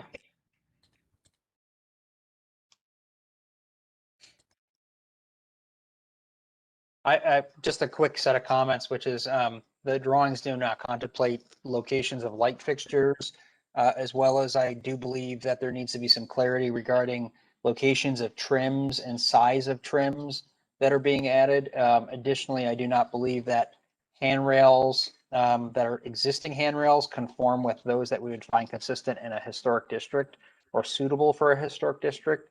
I think that the upper deck, I have no problem with them not rebuilding the whole second floor sleeping porch and all of those things.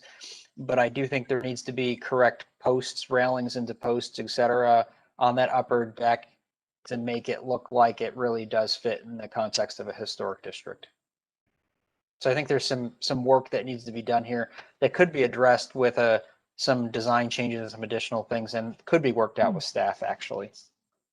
Commissioner McCabe, I think what he was saying is that he plans to match the closed railing that's on the front porch. Is that what you were saying, Mitch? Yeah, we're gonna try to make it look as much like the front porch as we can. The privacy railing, which I didn't realize, which was I think would be very positive. I agree. Yeah, that's hard to read. It's hard to read from the plans.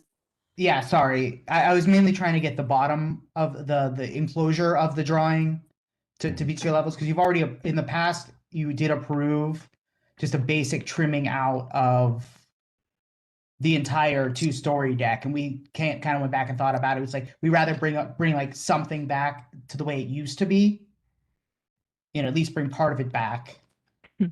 Right. Because I do have a certificate of appropriateness from you guys from 2000 and I believe 18 to trim it all out. Yeah, I mean, I think this is an improvement from what your previous owners gave you on the back. Yeah. Yes.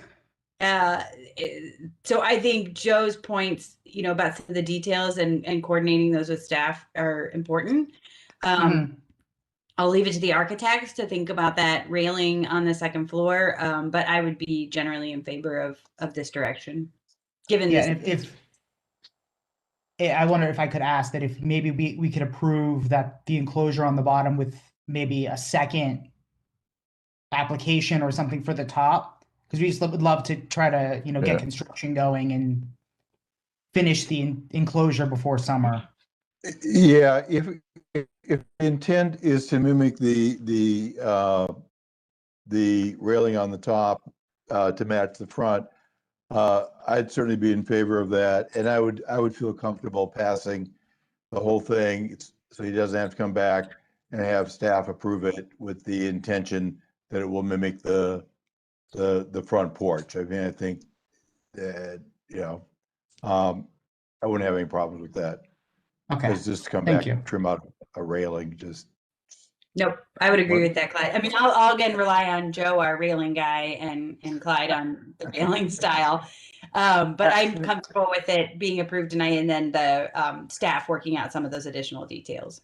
Mr. Chair, I'd like to make a motion in case of HR-21-03-007. Move to approve as presented this evening with additional details to be worked out with city staff regarding applicable trims and final railing details to acceptability of their level for staff approval for those items, and placement of light fixtures as well worked in there as well. Okay, is there a second? I'll second. Ooh, I beat Okay. Gotcha. Aaron has seconded. Okay, let's do the vote. Stuart. Yes. Aaron. Yes. Joseph. Yes. And I, Clyde, also vote yes. Motion carried. Thanks for coming in tonight. Thank you guys very much. Best of luck, and you have a nice property there. Thank you so much. Have a great night. Uh-huh. Bye. And good night. What are we down to? We're down to number 6, 765 Bryden Road. Connie, will you take us through that? Yes, so this is to rebuild the rear porch pillars and porch. The proposal is to stabilize and rebuild the rear porch like for like. The property owner has an original turned baluster from the porch and plans to replicate it. The commission at the business meeting has indicated that the original baluster height could be modified to meet current building code, which would be to sort of stretch out to a longer length this turned baluster, or could be replicated in height with a separate horizontal rail added above the balustrade to meet building code, which is which is what the National Park Service actually recommends if there's an existing lower balustrade that does not meet city code. That's all I have. Okay, thank you.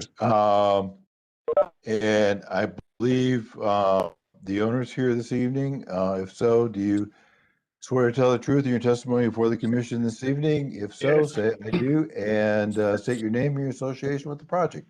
I do. My name is Zane Liston. I'm the agent for the owner. Zachary's my son. Name's listed wrong. It should be Zane Liston Sr., not Zachary. Okay. Yeah, thank you. sorry, I caught that. That's right. I thought I made a mistake there. Can we see? Okay. Oh yeah, we see you. So here's the balusters in question, and they're 4 inches. So according to what I saw in code, you're supposed to have a baluster on center every 4 inches. So if I do it like that with these, even if I replicate them, they're going to be more like a wall than balusters. Then these are 21 inches tall. What I understand, the handrail needs to be at 42. So we could have these replicated and stretched out to 42, but to get to code on 4 inches on center, it's going to be pretty tight. So I don't know if that's really going to keep with what we're trying to accomplish as far as the look. Couple alternatives would be to go with a smaller baluster, same design, but 2 inches instead of 4 inches, then put them on center. Another idea, I don't know if this would pass code or not, would be take out the center baluster and just have a straight rail down there. So you'd have the spacing, but you'd still have a rail to meet code. I don't know if that would make code or not.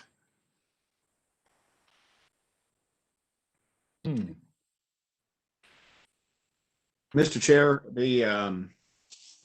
just as a quick note, I'm sure many of you have walked down the Toyota mile and have seen where they've installed rails in between those balusters. That might be a decent solution that kind of keeps that aesthetic and the massing and qualifies for all the requirements of code as well.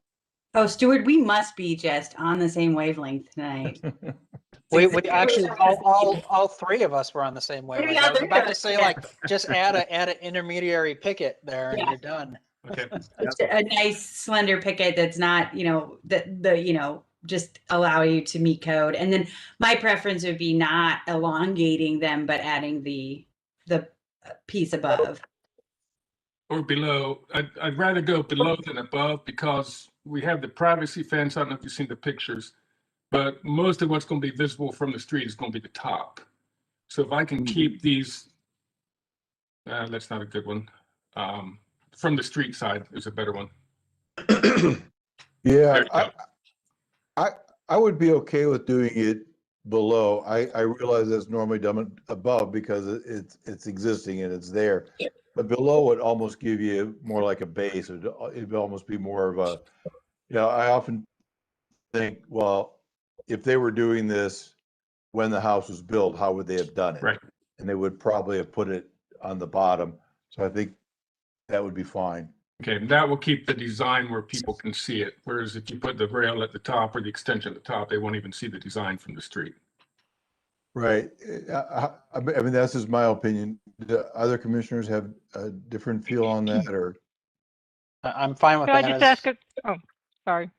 I was going to say, no matter what we do, by the way, I'd like to see that the applicant provide Connie with a final drawing in follow-up representing all the discussion prior to this COA being issued. And I was just going to ask Alex, did I include some historic photos beyond there from the side? You had something from 2006. Oh, here we go. So there's the railing as it was. Yeah, and where that ties into the top is not 42. That's probably more like 30. Yeah.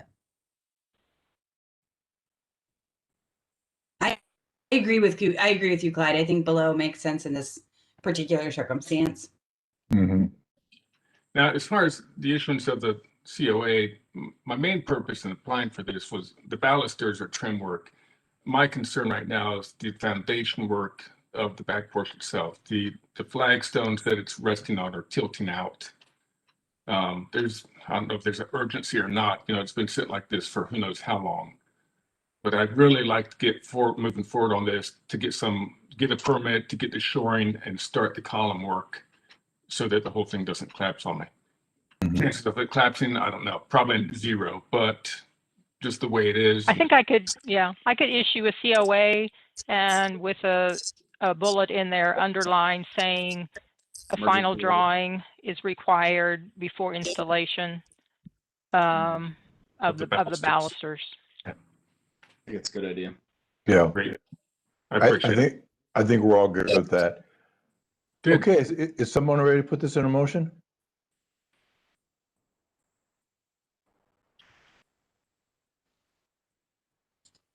Joseph, would you put it in a motion? Sure. In the case of HR-21-03-008 765 Bryden Road, move to approve as presented this evening with additional details to be provided to staff regarding the final construction and spacing for the handrail and spindle configuration as discussed this evening, and for the applicant to work with staff regarding any emergency issuance of a COA to prevent loss of historic fabric here on the collapsing porch in the rear. Great, thank you. Is there a second? Second. Okay, we have a I changed that one, Stuart. and we have a second. Okay, we're going to call the vote here. Joseph. Yes. Aaron. Yes. Stuart. Yes. And I, Clyde, vote yes. Motion carries. Good luck to you. You have a beautiful, beautiful home. Oh, I'll be seeing you guys quite a bit more often in the next few years. So. Okay, look forward to it. Thank you. Thank you very much. Take care. Okay, we have our next project is 880 East Broad Street. Connie, will you take us through that? Yes, so this is to demolish the garages partially and install a parking pad, a new parking area, and a new fence. A review of Sanborn maps and tax records indicates that the garages were built the same time as the apartment building, which appeared to be 1921. The garage structure is a contributing element of the 18th and East Broad Street Historic District. While every property in this block retained a garage or carriage house in 1951 based on the Sanborns, only this structure and the adjacent carriage house remain. Recommend further investigation into repair of the structure. If determined to be beyond repair for use as a parking structure, recommend construction of a new garage like for like, even perhaps without garage doors. The Commission has consistently required construction of a new garage where garages were deteriorated or damaged beyond repair or demolished prior to approval. And the guideline states that repair and maintain original garages and outbuildings, and do not alter the scale, proportions, or form of a garage, outbuilding, or carriage house. That's all I have. Okay, thank you. And I believe that we have a representative of the owner here this evening. If so, please raise your right hand. Do you swear to tell the truth in your testimony before the commission this evening? If so, say I do, and state your name and your association with the project. I do. David Blair, architect with Architects, the architect for the owner. Thank you. Is there anything you'd like to add? Yeah, just in the comments from the owner there. Obviously, I think we submitted a report. The existing condition of the garages, roof structure, brick structures, etc. Several of the brick portions are in severe disrepair. The existing garages are not being used at all at this point. Can't be used and aren't being used. There's just been kind of a history of that. The owner has gone through and replaced these garage doors several times. I think from photographs, the alley side, there's obviously a vinyl siding that wasn't on there. Kind of built out at the edges. It looks like there may have been a bit of that mansard type roof, but all the framing below that is not original, and the garage doors are obviously not original. Even from one of the pictures submitted, not in the structural report, but in the original report, the garage doors are getting kicked in, they're getting beat in, they're getting shot at, all kinds of things that are going on. So it's part of the reason the owner is again, they're not being used and is interested in removing them. We did propose, obviously, we understand that maintaining the alley and that is important. We have proposed trying to reuse the existing walls on the end, using the existing brick from what we would remove to repair those walls, to repair the retaining wall. That there's about a 2-foot drop, about 1'8", between the sidewalk that exists behind the building and the actual kind of garage floor. The garage floors obviously need to be removed too. There's also some issues just kind of with security back there. There are doors you can see from the sidewalk pictures. All the windows that were there are out. There are a couple that have frames, so we know what the frame was and what the divided light pattern was. There's no glass. Most of the windows are gone. The doors that would have been original are all gone. So a lot of the lintels are failing, but we're having some issues just because the way that wall exists. There's some security issues too. People can hide behind those walls between the building and the wall. And it's just, so we think opening up with a fence is going to help with the security issues of that too. So between the security, the continual damage that cause as we're putting the garage doors in, and just making this usable, we understand that's not obviously having just the fence around there. Obviously not the original historic situation. It's what's been occurring though in several, surrounding properties, some of the commercial properties in the area. So it is kind of consistent with what has occurred in the alley spaces as properties have been modified. So again, we're trying to maintain some of what's there, certainly respect the importance of that, but for the other issues, we're requesting this removal and rebuild with a fence. And Okay, thank you very much. Commissioners, any questions or comments?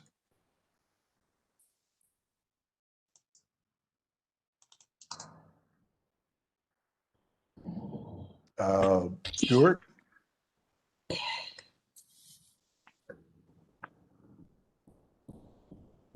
Yes, sir. Any comment?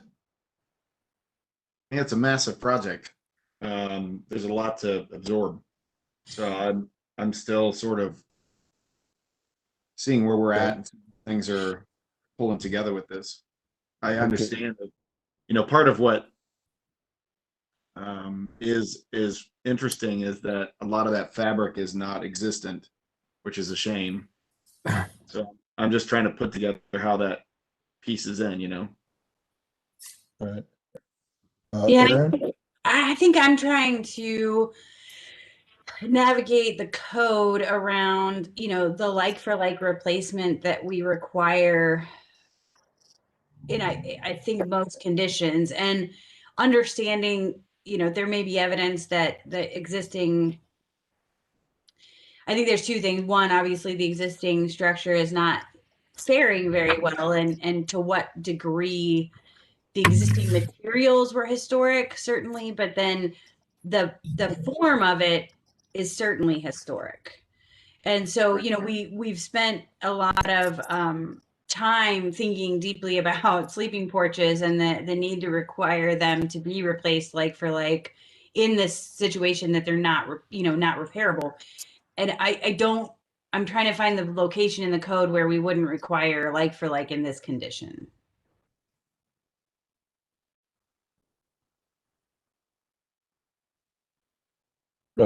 Joseph, any comments?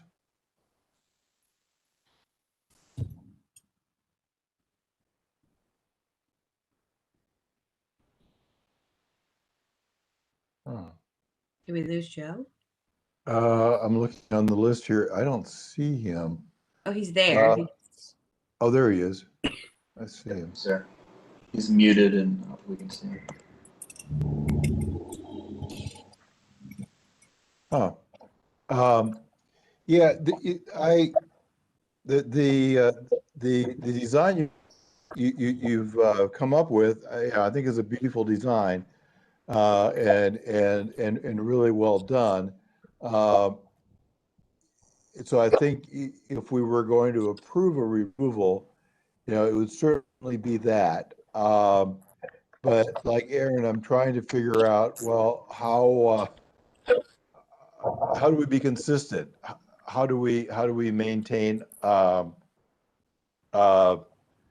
we don't so we don't set precedences?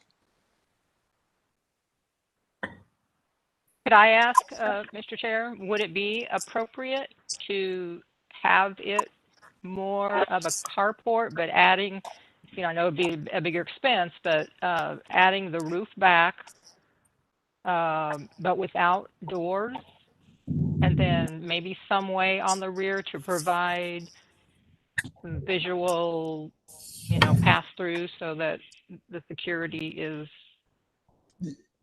addressed a little bit. You know, I'm not an engineer or architect, Right. so I don't know if the roof would fall in there. I'm not particularly. I mean, the doors aren't original. Those extensions out aren't original. So, you know, I'm fine with that. I'd even be fine with the design as drawn if I could figure out how to rationalize it and not set a precedent and not create a situation where we are being inconsistent with the next guy that comes along that wants to do the same thing.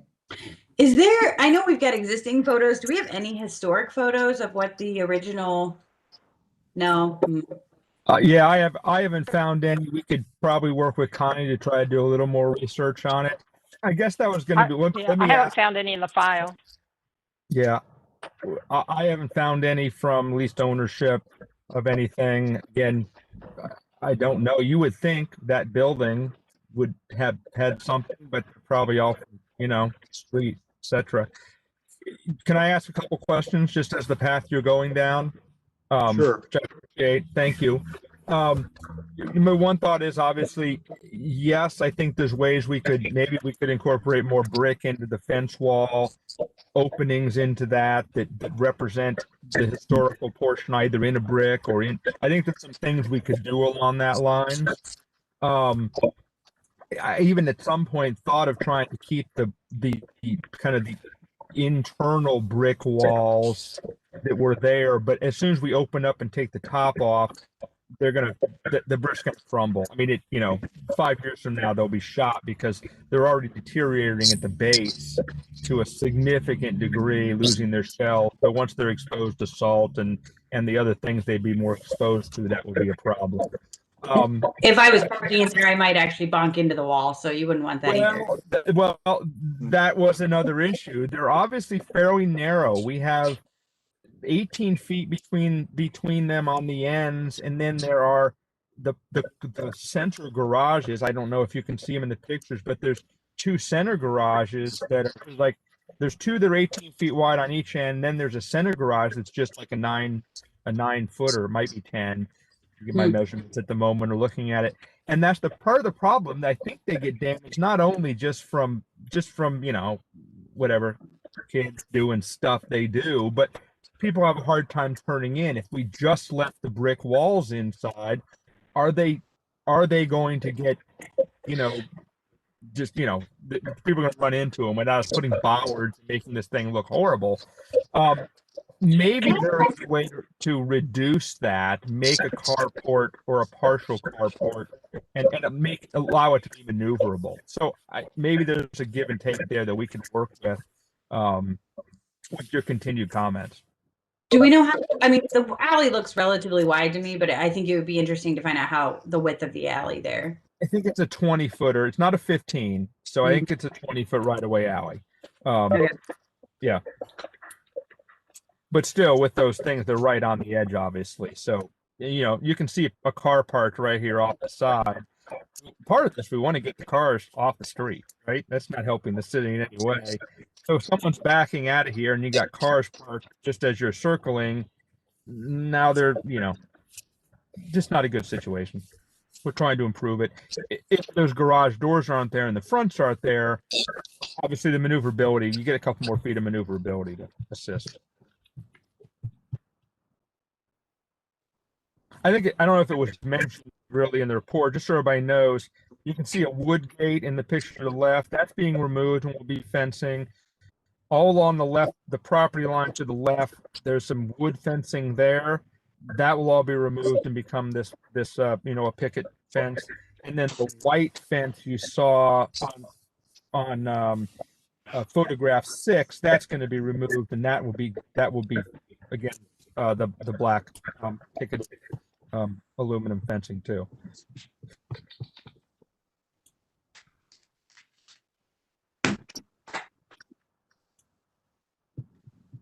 Mr. Chair, do we have a engineer's report on the exact condition of the structure?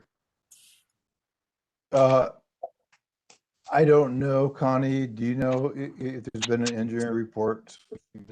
No, I requested that in the beginning, and they asked if they could submit their own report, which is the second part of this.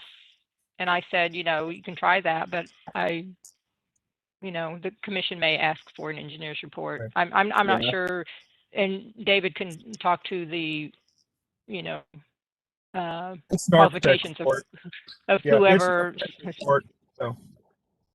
Yeah, I'm not sure who wrote the report. It looks pretty obvious that it's falling down. I mean, the roof is. However, if the commission wants an engineering report, I think we can request one. I think I that think a chunk of Aaron the made a- structure isn't original, right? I mean, the doors and the alley facade is not original. Is that correct? The alley facade That's is not original, other than you can see a little bit of this mansard, which is at least older framing. Right? Yeah, you can see it in the picture, 532. So you can see some older framing at that point coming down. There's side framing behind it that is not. Gotcha. Thank you. I believe whatever original doors would have been mounted inside of that, into the kind of primary beam you see in this picture. Mm. And I can't be sure that wood mansard is original from, it's at this point, but. Yeah, a lot of these garages got added a couple of feet as cars got longer, and yeah, it was an attempt to larger cars to fit in.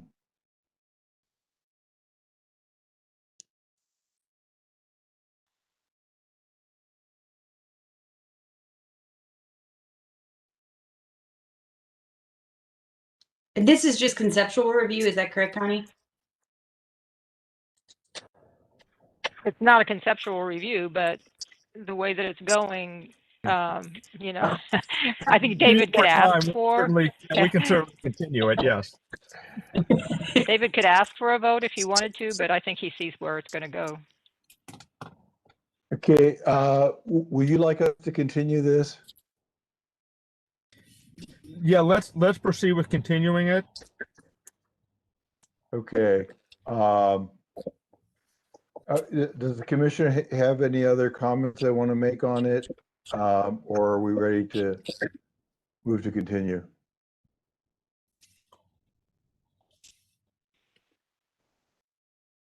Okay, somebody make a motion to continue. So moved. Okay, Second. is there okay, we got it. Okay, that was Joseph seconded it. And Stuart made the motion to continue. So we will vote. Aaron? Yes. Stuart? Yes. Joseph? Yeah, yes. And I also vote to continue. So we will so we will continue. Thank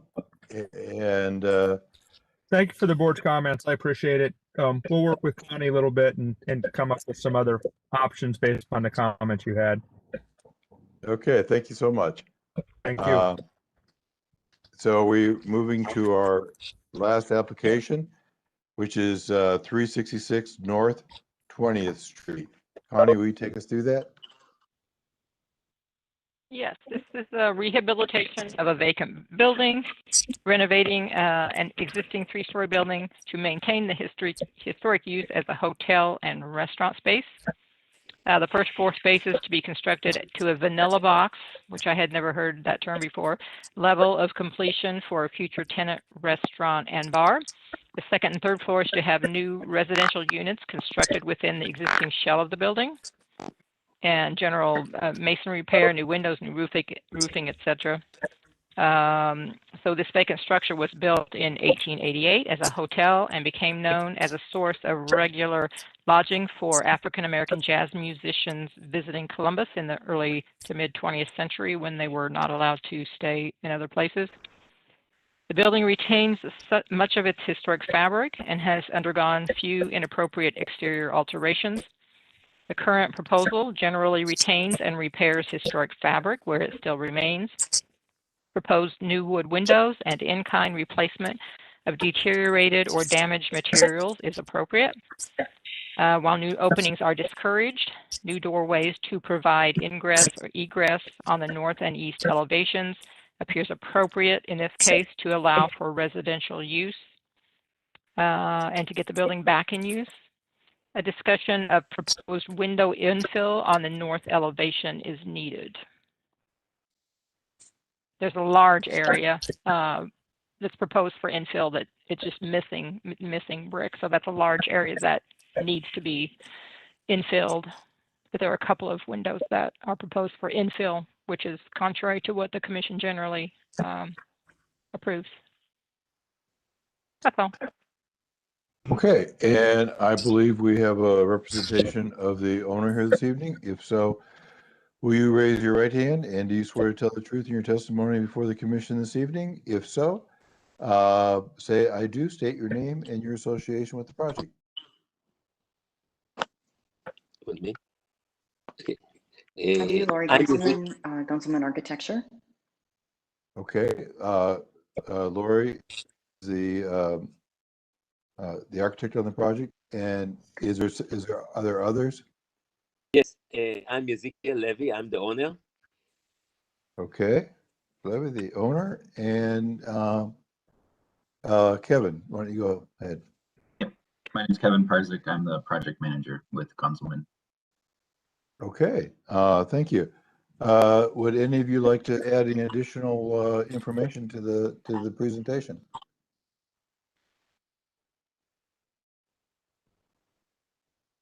Yeah, I can. I think the introduction was a good one. Generally, everything that was included is. Connie, can you pull up? And I'm going to let. Yeah, Alex is sharing. Is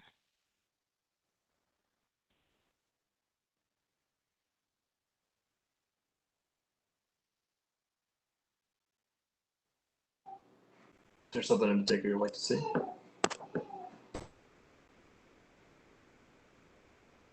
Hi, can you guys hear me okay?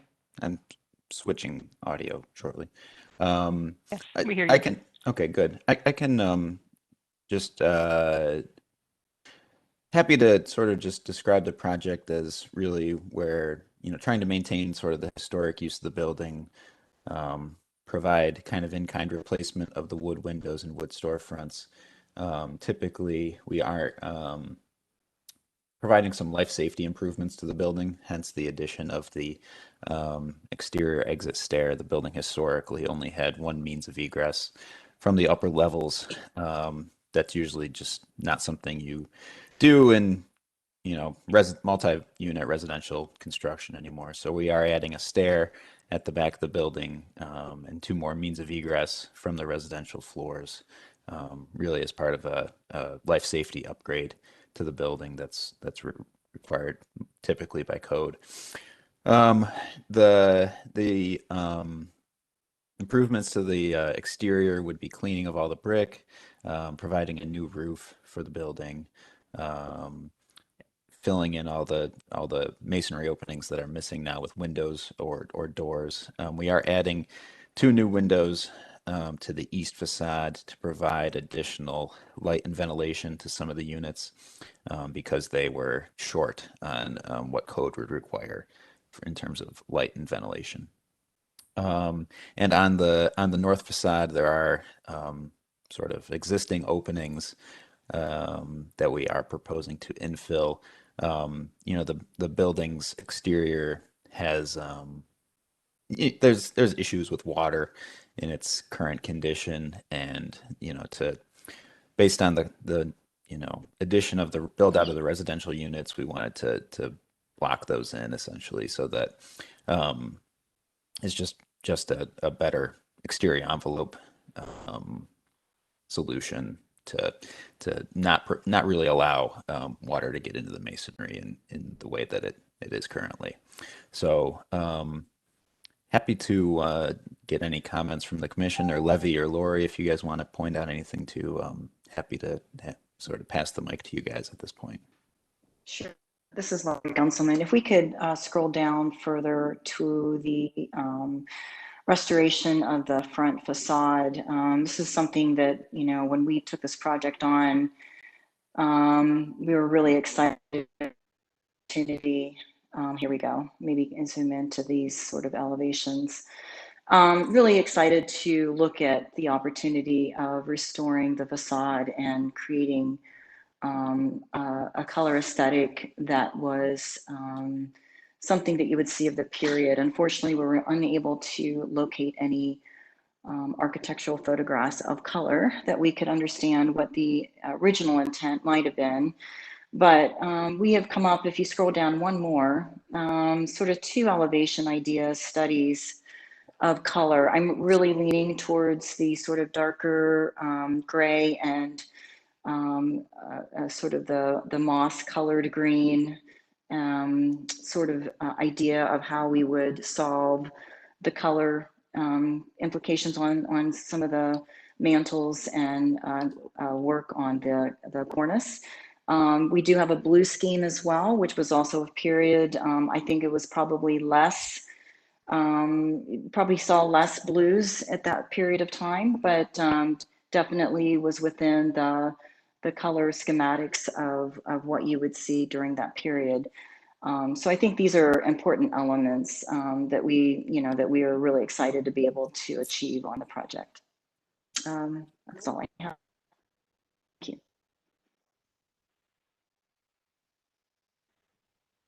And just to clarify, rationale for window infill, and are you proposing flush infills with block? Are they original windows? Or are they cut in later? Talk to us a little bit about that. So there's an if we look at the existing photos, which are up towards the front of our PDF, I think you'll see that the openings that were really, they're lower right here. The openings are just openings. There doesn't appear to be windows there originally. And I can't really speak to what their function was. I think it was just the nature of the architecture, or maybe at a certain point they were closed off, alteration, and left in that state. But that's how they exist now. And closing off that sort of corner and filling those 2 openings is how we would do it. We would do it flush, just so that the exterior wall is just sort of a single plane and consistent thickness throughout. I was going to say the last time I saw something like this was in Philadelphia and around the Pennsylvania area, and it was typically for an exterior porch component or escape stair that went down the back sides of some buildings where this kind of open arch stuff sort of exists. There may be something there that's more to that story.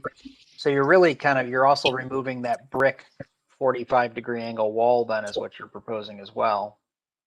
Correct. Is there any thought to just leaving the configuration as is and repointing as is? I mean, it'd save you some work scope and filling in. That's not a whole lot of square footage you're gaining by taking out that brick wall and then infilling those windows. Just a thought, for the owner, he'd save some money on that. Sure. Yeah, I think it's just an unusual condition, really, and the units in the build out are on the smaller side. So honestly, I think there is a little bit of a trade-off in that there'd be some usable space gained. The 2 units there. So yeah, I mean, it's also got a little roof condition there down to the first floor, which creates some awkward moisture management. But it is the original of the building. As best as we can tell, I would agree that it's an existing condition and Gotcha. Probably original to the structure. I mean, I think we'd have to have in my opinion, I think we'd have to have a compelling reason to make that alteration. And so I think that's just something to consider. To Joe's point, there was some use to that space, and removing it, we would just need to understand, and not just about adding, floor space into the units. And the wholesale net result is probably like 20 to 22 square feet of floor space. So that's a pretty big move to gain about 20 square feet. Otherwise, I have to say this is a very good project. I'm really glad to see this happening. I mean, I have no problem with either alternate color scheme. I mean, there's a lot of positive things here. So yeah, and as your neighbor down the street, I'm very excited. I'm sitting not too far from you right now from Macon, so Could you point out the 2 new windows that you said you were going to be adding in? Or it's probably easiest to show on the floor plan. So if we could go to sheet 2.3, be a good one. It's that coded note right at the sort of inside corner. I think it's coded note 4. I'm trying to see on the screen actually, but it's at the very interior corner, window 330 there. So it's primarily an issue of this unit kind of being buried a little bit in the floor plan. So we want to be able to provide a little more natural ventilation to the unit as a whole. So that keyed note 4.9 in window 330 would be where we would be providing a new exterior wall opening and a window in a sort of a non-historic location. Same for the second floor.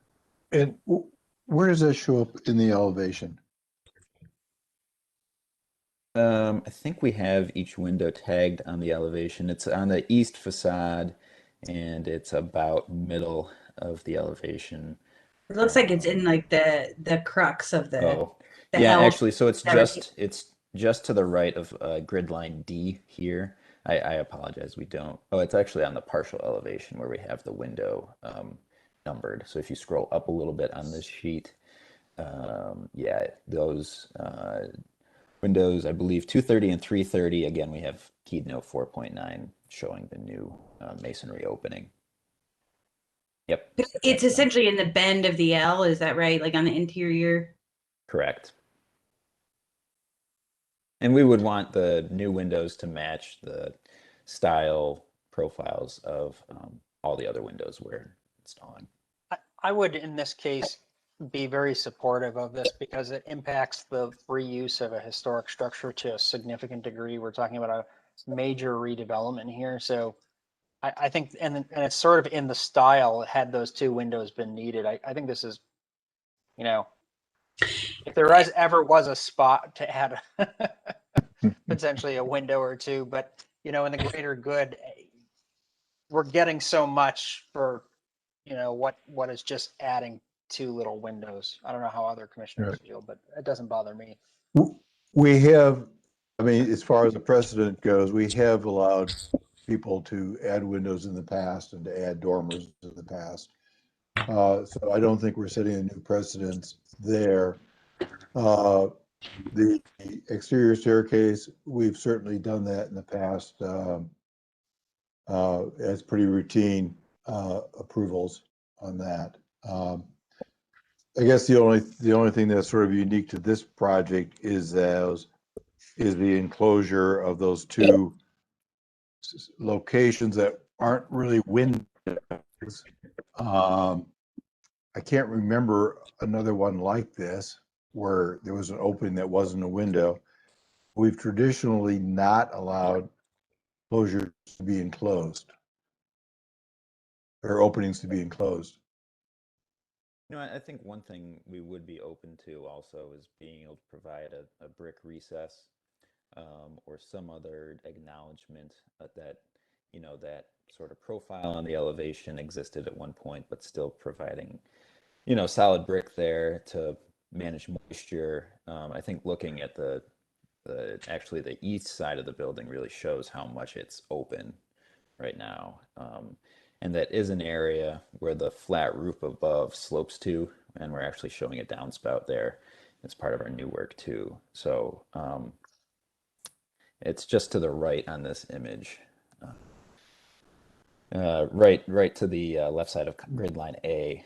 So I mean, you know, the roof slopes there, and it does provide a big opening to let moisture into the masonry. And it's on the it's visible from, you know, all sides. It is on the sort of the non-primary side of the structure. So I think it would be an improvement certainly to the long-term life of the building. But I do understand that it's counterintuitive in terms of a historic piece of architecture to do that. It's just a very awkward condition. Yeah, Kevin, just bring us lots of good reason to make this, you know, because I don't know why this condition's here, but it's, part of the historic building, and, those are things that this body is meant to preserve, and so we're going to need to understand about that. I mean, at least I'm going to need to understand the purpose of that alteration. Yeah, I think our stance is really it's just that it's an open part of the wall. It's a source for moisture to get in, and we'd like to infill it. And I don't know if Lori or Levy want to speak to anything else, but I think that's as best an argument we can make, and that it's No, that's fine, and but bring us a solution that allows us to maintain our standards as well. Sure. Thank you, Erin. And this is Lori. And we're sympathetic to that. Let's take a second look at this and provide you some arguments and some solutions that I think everybody will be happy with.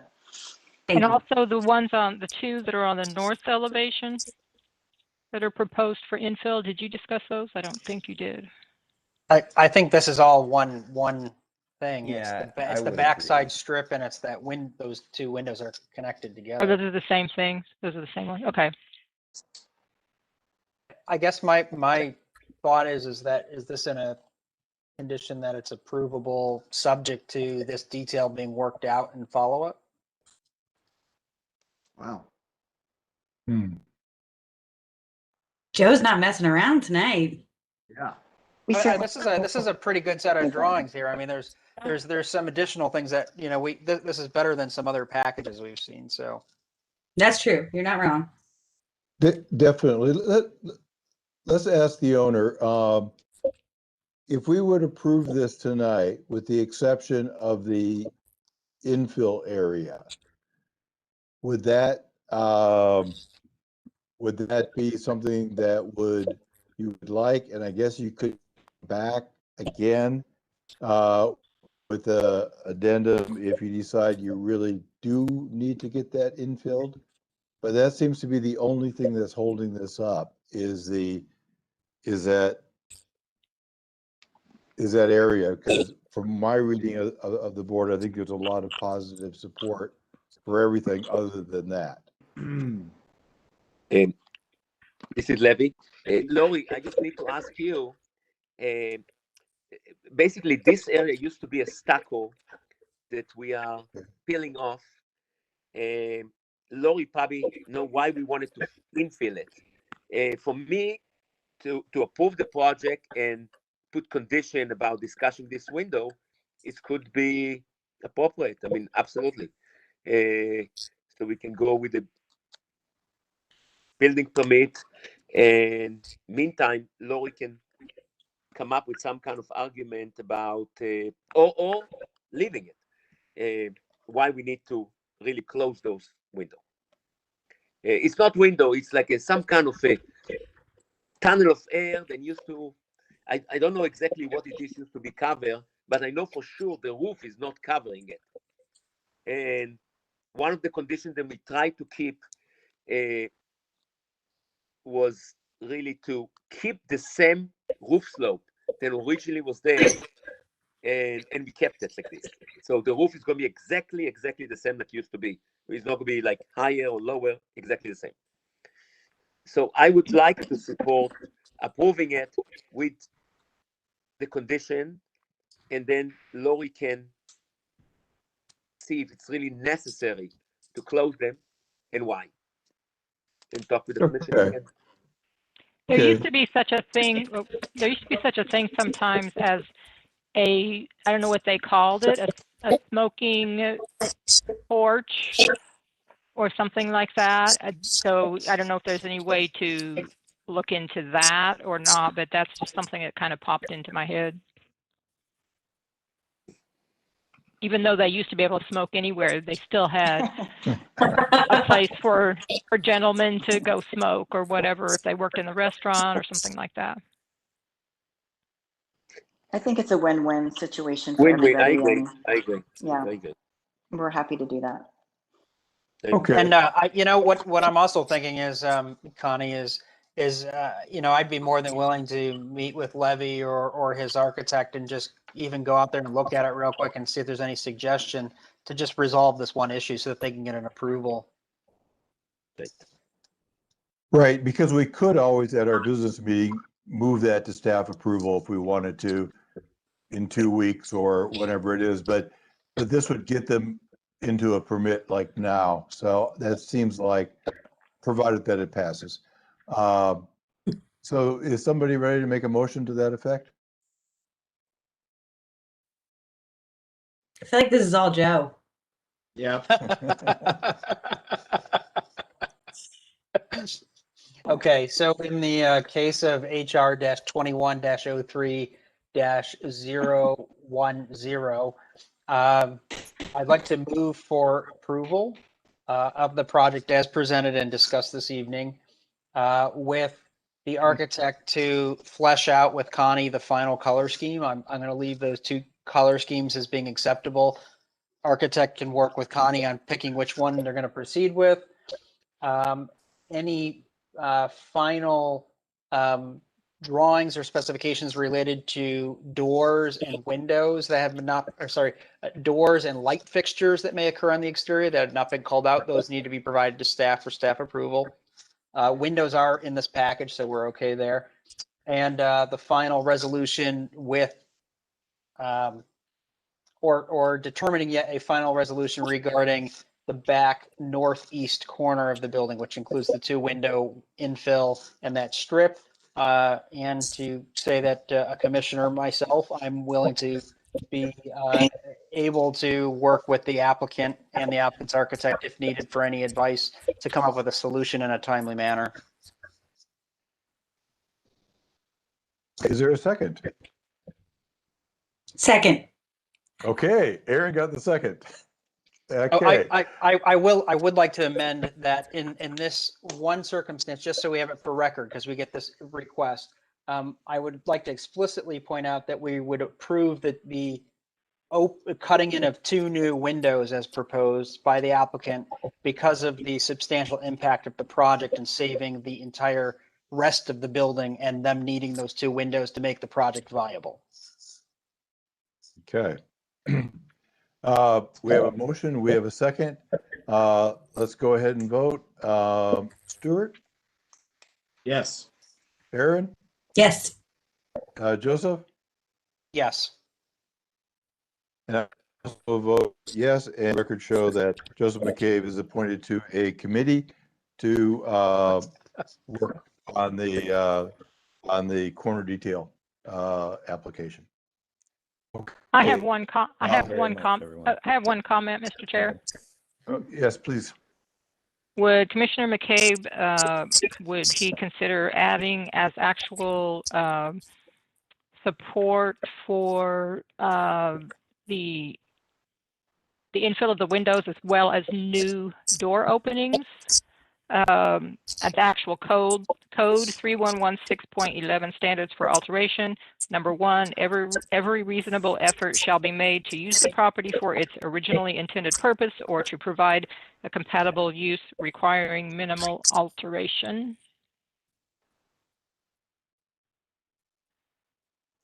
You think that's appropriate to add? I think that nothing has been approved for infill yet, correct? That's the one caveat. No, I'm talking about new doors. There will be new doors where which is new doors are not usually approved. New doors where the stairs are. Yeah, yes, and right. The doors and windows I think are the same scenario. It's in order to provide a viable reuse and saving of a historic structure. Yes, thank you. Okay. Sounds good. I think everybody's really supportive of the project and we are looking forward to seeing it happen. So thank you all for coming in tonight. Thank you. So let's see you. So we are moving on to our, I think we do not have any old business, correct? So we got new business, which is the. Oh, did you want to address the a committee for nominating officers? Yes, it is listed under new business, so I was gonna do it under new business. Oh, sorry. So, under new business, we need to have a committee. Do we have any volunteers? I will volunteer to be on it. I mean, I can. Okay, if Aaron will be on it, that gives us 2. Just picking the people that will be the officers, correct? That's the purpose of the committee?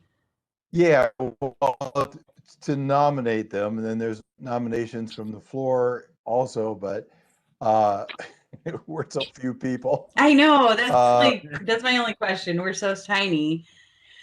But the groups where the bylaws say we're supposed to have 3, so I'll be one. You want to be one? Do we have any other volunteers, or should we appoint Jackie?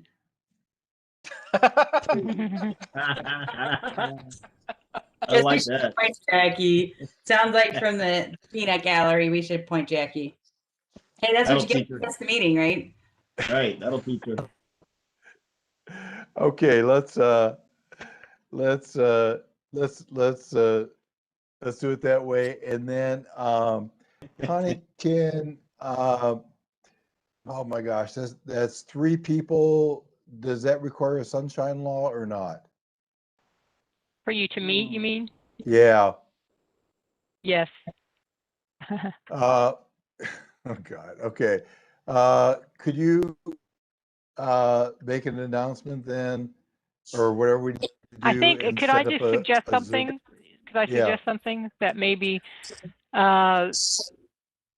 you know, I don't know if this is the correct thing to do or not, but to avoid having to post it in the bulletin and everything else, because you only have 5 seated commissioners, that the chair decides that, or thought that it would be appropriate to just have 2 on that committee instead of 3. Do you think that's reasonable? If everybody's agreeable to that, Aaron, well, how about you and I, and then that way we can just resume, and it's not a sunshine law. Sounds good to me. You okay with that? Okay, let's do that. So we'll just email between us, and we'll set up a Zoom sometime in the next couple of weeks, and then we have to bring our report to the next full meeting. So we have a month to get our nominations together. Okay. I think we can. I was gonna say, I hope you're not deliberating her too hard. And Connie, we need a chair and a vice chair. That's it, right? Yes, because you don't have money anymore, so that's why you kind of needed that person, and I'm the secretary basically. So the bylaws need to be rewritten. Can we get some? Yeah. Not anymore. We took it away. Most of the commissions never spent a penny of it. Really? Wow. Yeah, just German and HRC. Okay, so there's no other new business, right? And so we've done everything, and so I guess we can make a motion to adjourn. So moved. So moved. Okay. Aaron made the motion. Joseph did the second. I'll vote on it. Stuart. Yes. Aaron. Yes. Joseph. Yes. And I also. And so therefore the meeting is adjourned.